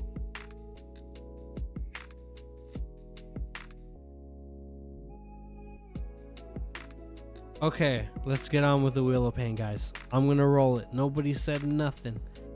Boom. If you need some Nether tier 11, we'll do it. You're the guy that needs Titans? I'll do Titans because I know you asked me earlier. We got another redo. There's the pain for you guys. There's the pain. We got a redo. I'm so sorry, but I'm also not sorry because I love those redos. Let's go again. Let's go again. Oh, those people that almost win are like, what? Oh, Mike _YT507. Congrats. You're going to be getting that epic adventure bag along with 1K gems. Congrats, buddy. Expect that soon. Don't know how soon, but you are going to get it. Simple Slab, you're a little late for this roll, buddy, but I'll go ahead and put you on anyways for the last roll. Actually, you're already on here, buddy. Right there. Simple Slab. Boom. You're good, boy. Yeah, GZ, Mike. Honestly, huge GZ. Let's go back to the live scene. Okay. Let's go do those Titans real quick. Them Titans. Titans. What Titans was it? What Titans was it, homie? If you can message me one more time. Get back on my friends. I'll ask you.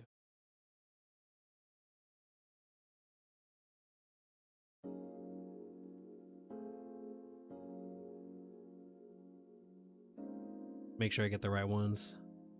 Anytime for the help, man. Honestly, if you guys catch the streams and I have Zeals, I'll help whoever I can.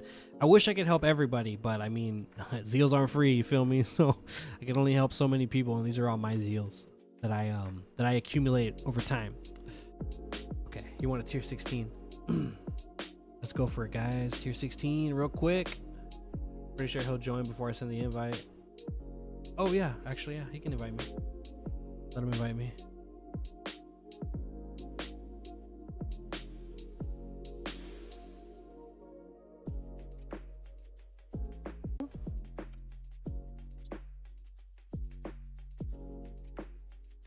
Oh man, you're a hero, honestly, Mercer.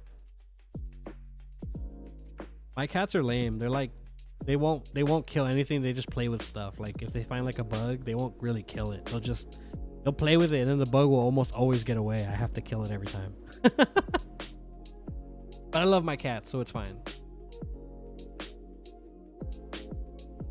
You put me up front, we can start this. That way my Druffle can proc. And we'll keep it going. Yeah, ain't nobody said nothing about joining, so I guess we're good here. Let's keep going, Alpha.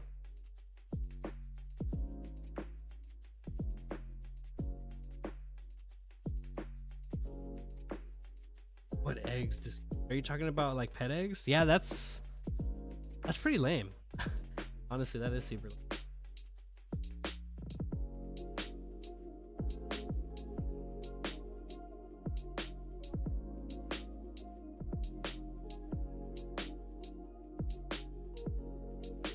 Try to ready up super speedy Alpha.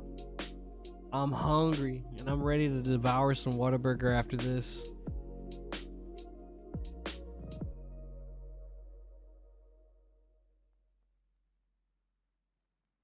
Oh man, dude, honestly, like I don't know why, I just didn't think I was gonna progress to tier 18, because as much as I love Drazik, he is sort of falling off. But it is still doable. It's a lot harder with a slower familiar. So I was definitely worried about tier 18 progression. I'm really glad that it didn't matter. But I really do think Deflect came in clutch. I'm cheesing so much with Deflect right now. And that's because I random rolled Demeter. After I got Medusa Bell randomly rolled, you know, and the legendary in the chest. So I just got lucky, and I just random rolled obviously my runes, and I got Deflect. Like I'm just getting really lucky. You love Melborg for a while, dude. I love Melborg, and then I got I forgot that one familiar. It's that one he has a horse body and he has like a human, no, he has a horse body and like a human top, a human torso. He's from an event.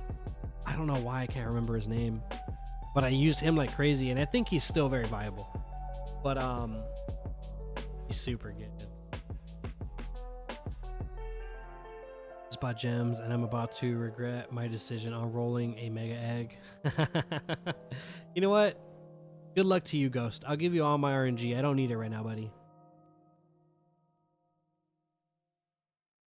You know what I just noticed? I don't have a single boost on right now. Give me 1 second. Give me 1 second. Stay in the world, boss, buddy. Stay in the world. Go to consumables. You guys can see this part because I don't mind. It's my my guild stuff I don't want you to see. You guys can see this terrible amount of boosts that I have. We'll go ahead and pop some reds. I just want to utilize the experience tomb for sure.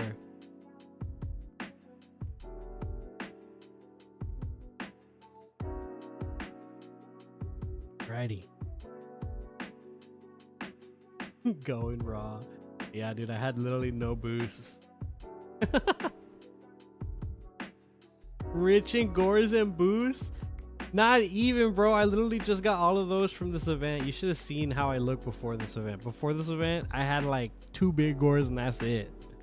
And then I just decided, you know what? I'm gonna push on my NFTs for once, and I did.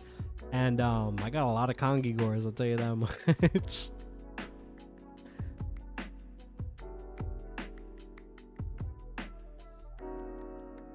Dang, Ghost. I'm so sorry. What epic did you get though? And what was it? Was it an offensive or a defensive? Because believe it or not, there's still some very, very good epic pets, but obviously you won't get 10 out of them or whatever it is, the pet stuff. So that is unfortunate. But honestly, I should have probably advised you to just wait until the Halloween event. I keep forgetting there's an event, because if you would have just waited, they could have had some on sale. Man, if this guy doesn't auto, I'm gonna kick him.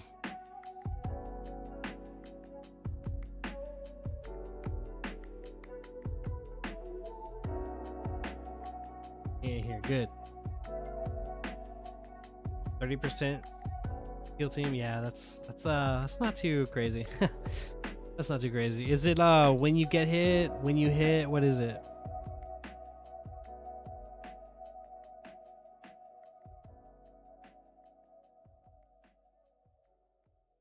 And it's heal team, so that's already like the weaker version of heals. But it's still heal, not shield. So shield team is the worst thing you can get when it comes to a pet proc modifier or whatever. Like shield team's the worst. Spread shield is very solid. I think spread shield is more viable than heal team, but heal team is not that far off of spread shield in my spread heal is better than spread shield, but it just depends really on what your setup is and what your other fams have as brains, you know. When I get hit, and I'm a DPS, so I guess it's or when I hit, yeah, if you have something when you hit, it's still viable, you know. Like that's a very viable pet to have if you're a DPS. It's still good. A lot of people poop on Tobert, but I really like Tobert. I'm gonna put you up front, Alpha, because if you die, I just nuke the whole map. So I'm gonna put you up front, buddy.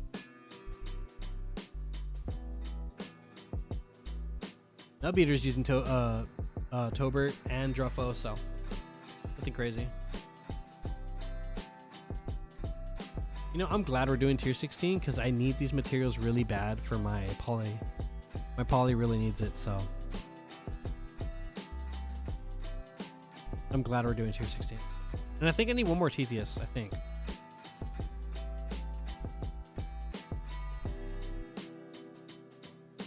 Can you guys guess what my first legendary pet was? If you guys can guess my first legendary pet, that's crazy. I bet you guys won't guess it. I'll give you a big hint. It's defensive. It's a defensive pet, so that already narrows it down. That's a big GZ. I love that accessory. They probably are like rare, but I like that accessory. The ones that I just got. Okay, you're gonna guess? Guess. It's a defensive pet. No, it is not Gemmy. Not Gemmy at all. Here, I'll give you another big hint. It's reforgeable. It's a reforgeable pet. How about that? A reforgeable defense pet. That's like the most guesses I'll give y'all. You can start your guess over, Xenix.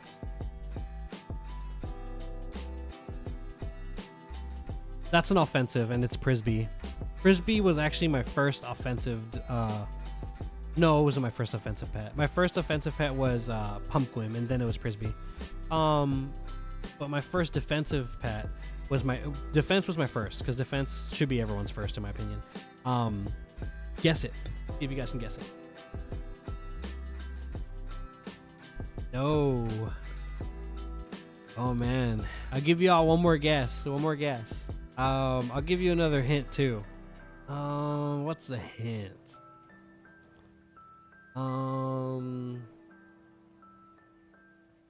Okay. There's an M in it, and there might be multiple M's in it, but the letter M as in Mary, is definitely in the name. of that pet. Legendary and reforgeable. Defensive.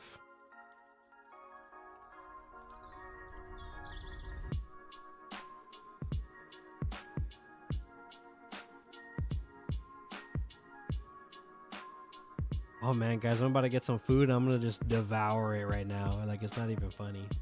It's not even funny, guys. I'm waiting for that food to get here. Oh man.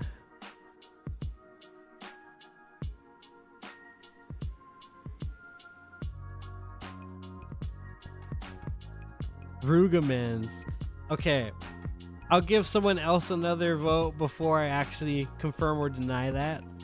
Does anyone else want to say one more vote before I close the guesses? Anybody at all?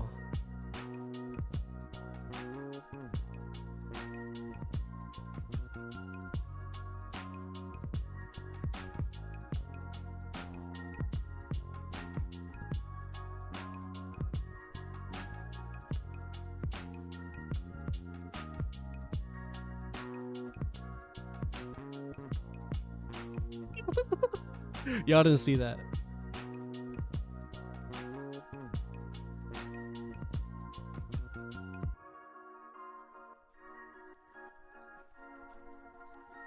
Okay, it doesn't seem like there's no more guesses. My first defensive pet was actually Dumglim. Dumglim was my first legendary pet ever.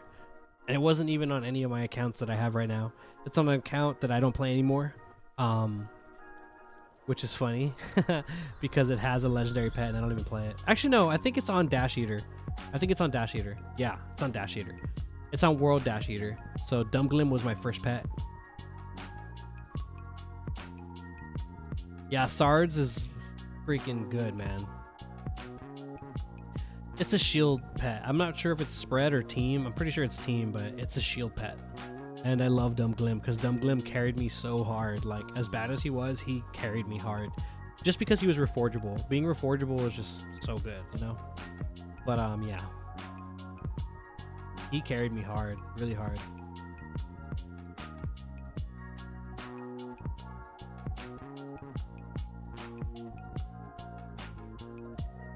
Honestly, Urgoff is a very good pet if you guys get Urgoff. Very solid pet.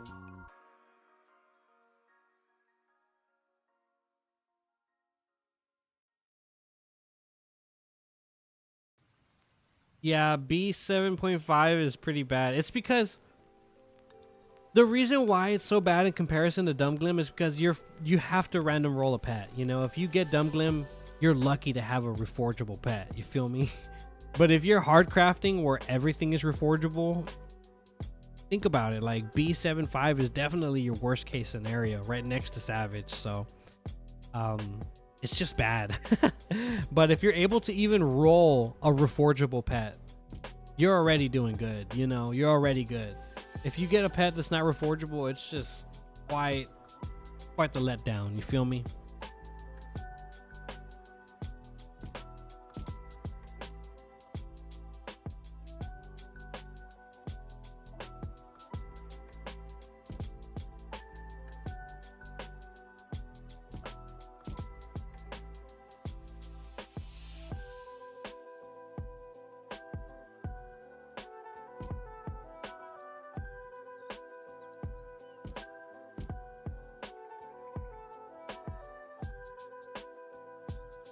Honestly, man, like,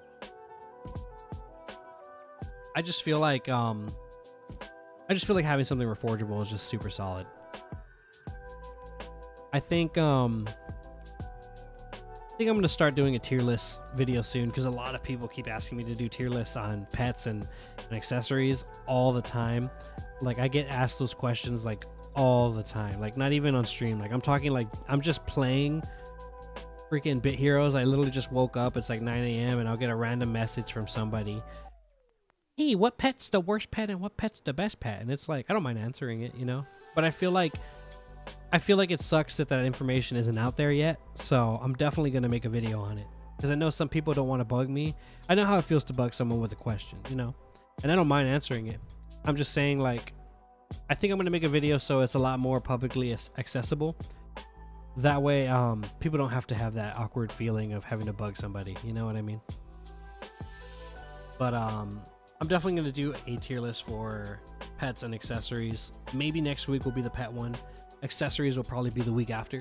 I'm gonna be doing them for mythics only though. I'm not gonna do legendaries just yet because they're a lot harder, and it doesn't really matter because you can't choose your legendary pet. I'm kind of going to do a tier list based off stuff you can choose to do, like mythic variants, stuff like that. So first one's more than likely going to be the mythic defensive pet, and then I'll go ahead and have a mythic defensive accessory, and then I'll go on to mythic offensive pet, and then mythic offensive accessory. I'll even then go to brains, and then I'll even probably extend myself to maybe like mounts. But if we're being real, everybody knows the best mount is Dracus, followed by probably Spirit, and then Freegal, and then Germs, and then I would say the other ones just don't matter. So that's really it. Maybe Alpha underwater like me. Maybe Alpha, are you underwater, bro?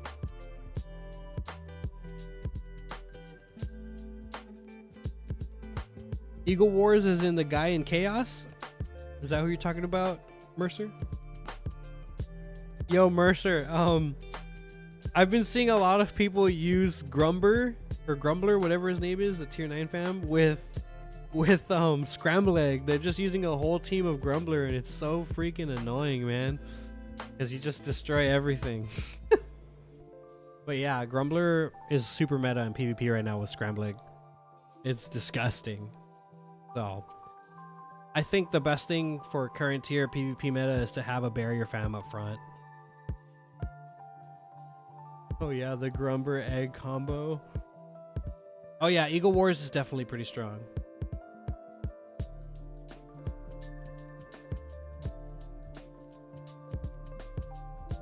Your fault? Probably is, bro.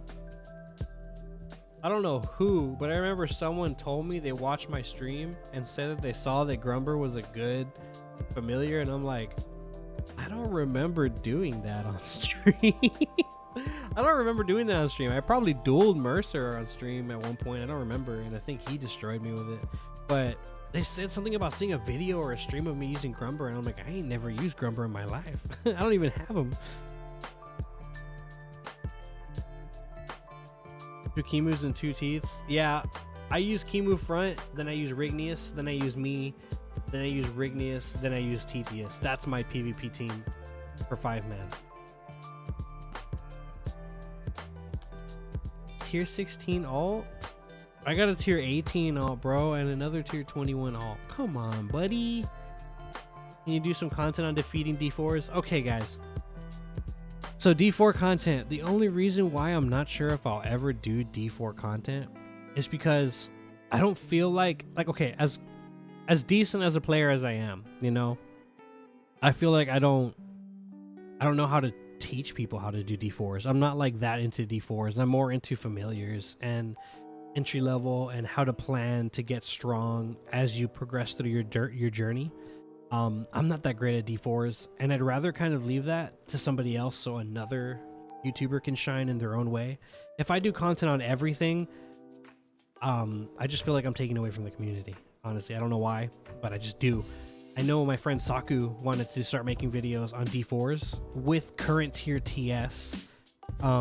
So he might be doing that, and I'll definitely recommend his channel when and if he starts doing that. But I'm not sure if I'll do D4 videos, guys, if I'm being honest. The only ones I might touch is Clover and maybe Weedy Dungeon, and that's it. And even then, I might not even do those. But I just feel like they're too difficult for me to go over because it's just so much information. It's an info dump, honestly. And it's only because they've been out for so long. I can literally say, oh, get to this tier to do it, and then you can auto it, or oh, get these familiars. Like, oh, there's 7 different familiar setups that people have used. Like, think about it. Like, everybody wants to know how to do Clover, right? It's already tier 21. Just get to tier 21. Use what you use to get to tier 21 to beat Clover. I auto Clover now, you know. If I auto Clover, I'm pretty sure someone can manual it with my TS. That's what I would recommend people. But some people, a lot of people don't want to do that. They want to get it as soon as they can, which is like tier 17, 18, 19. And I just can't make a video for those people. I just don't know how I can without making a video longer than 2 hours, which to me doesn't sound fun. And as much as I love helping you guys, I also want it to be fun for me too. And content is fun with videos around 10 to 20 minutes long. Anything longer than that just feels like a job that I don't get paid for, really, you know? So it's just hard and not fun, and it kind of drives me away, which is why I had that long hiatus where I wasn't making content for a while, because I just felt forced to do so much. I put too much on my plate, and yeah, I just don't want to spiral into that again, which is why I'm making the Let's Plays live now. It seemed to be going pretty well. It was only rocky because I've been having problems with my stream apparently today.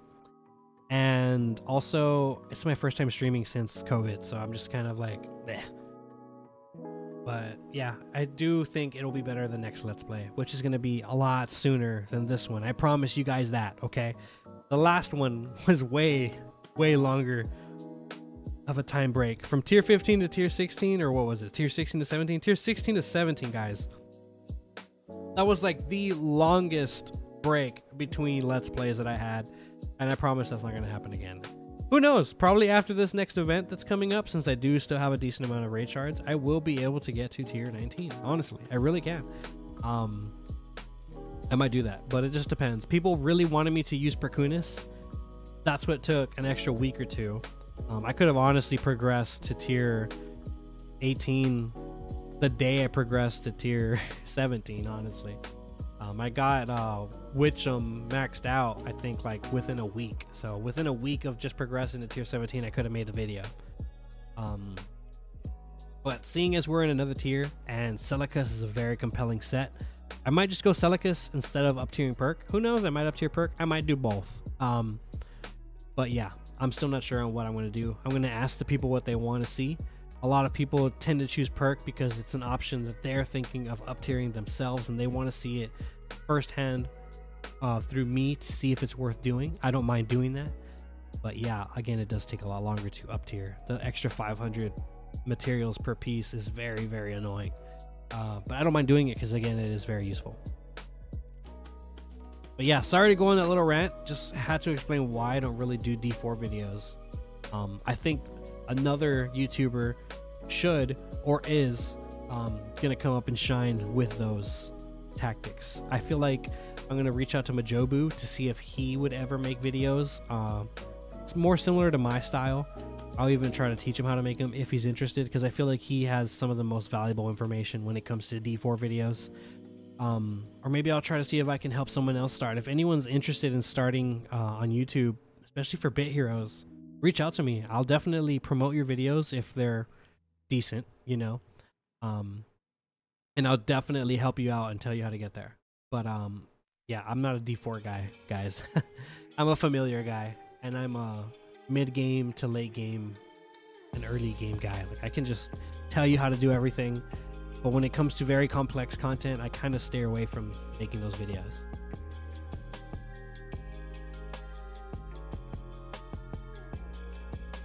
Andy only has Glarsdos. Yeah, Andy, see, the problem with Andy is, as awesome as a content creator he is, he does need to work on his familiars, but it's understandable because he's still such a fresh player. You can't expect him to have all the greatest stuff, you know. He's very fresh. He just got to, like, what, tier 20, 21, so he's just going to work on his familiars right now. I think he's working on them as we speak, so once he gets those, he's definitely going to be, like, a threat when you come across him in PvP and stuff. But for right now, he's just going through the game like everybody else. He's learning. He's, as much as he knows, he is learning as well. Just like me, I'm still learning. Antomans just last month or 2 months ago just learned something about the game. Apparently, if you're playing on Steam, you press E or R, you automatically consume your enrage. So it's crazy. There's something like that. But yeah.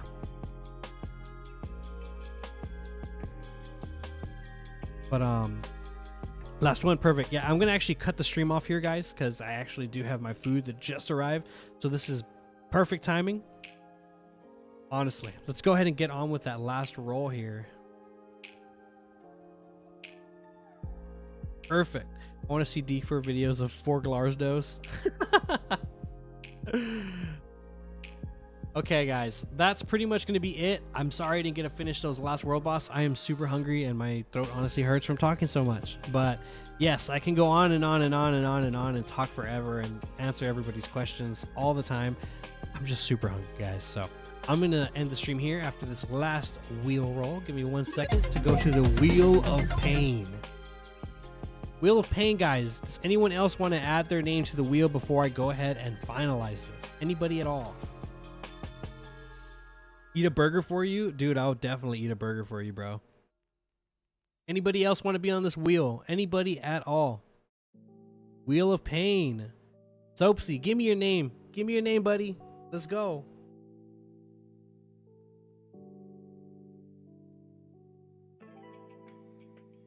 What's up? Soapsy, I need your hero tag, buddy. Don't worry, I'll wait for you, man.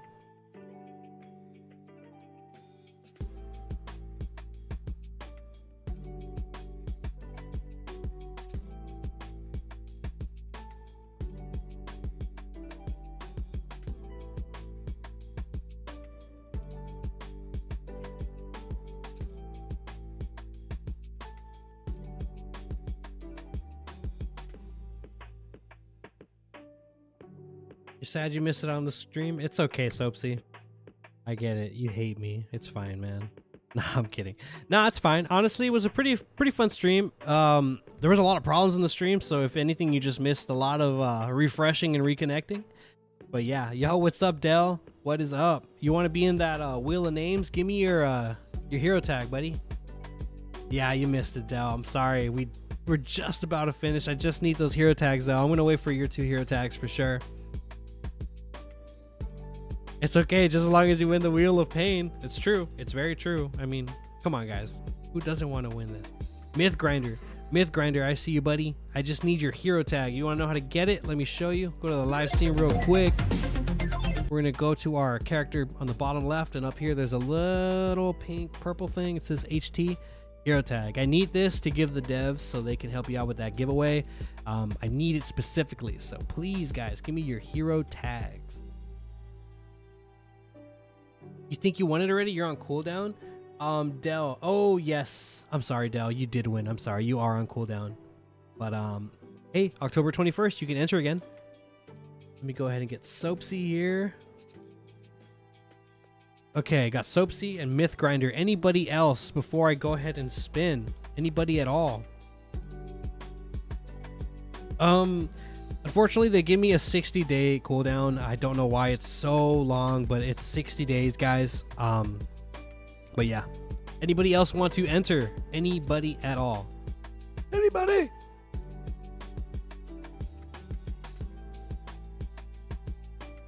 Okay, okay.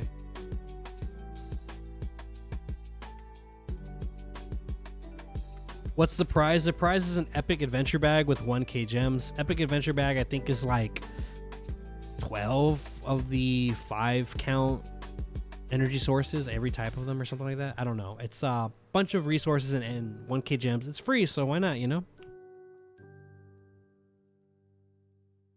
So it seems like we're done here. I'm going to go ahead and spin it. Let me go to the wheel. All right, guys. Yo, Froggy Hat, you trying to join this? Just give me your hero tag. I'm about to spin, but I'll wait for you if you're down. I don't mind waiting for you to log in. Unless it takes like 20 minutes, then yeah, I'll probably just...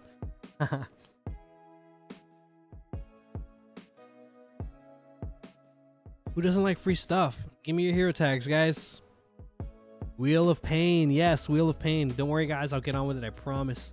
Just want to make sure everyone has that fair chance.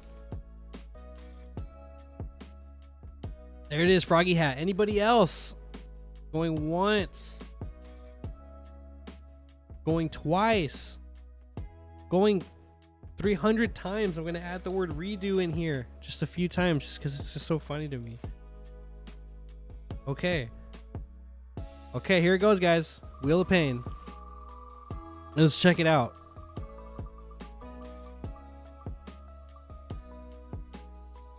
Oh my god. Okay, it's ARR 35KD. So ARR 35KD. Congrats. That is going to be the last giveaway. We already had 2 more throughout the stream. If you guys are interested in the next giveaway, I will definitely be streaming again on Thursday next week at 6 p.m. Central. We're not going to be doing another tier progression, but we will be doing World Boss Carries and, of course, the weekly reset recap. Thank you guys so much for stopping by. For all of you guys that donated today, thank you so much. I really appreciate it. Again, I am here to help you all, and at the end of the day, I don't care if I make any money here, but it was really nice to actually, you know, experience this with you guys. I, of course, didn't beat tier 18 easily like I did with the other ones. I actually died once, but yes, it was a really fun experience, and I'm glad you guys were here, and I'm glad I was able to answer any questions you guys had. Thank you so much for stopping by. This is going to be the end of the stream, guys. I'll be back next week, and keep an eye out for that video on Saturday. Have a great one, guys. Peace.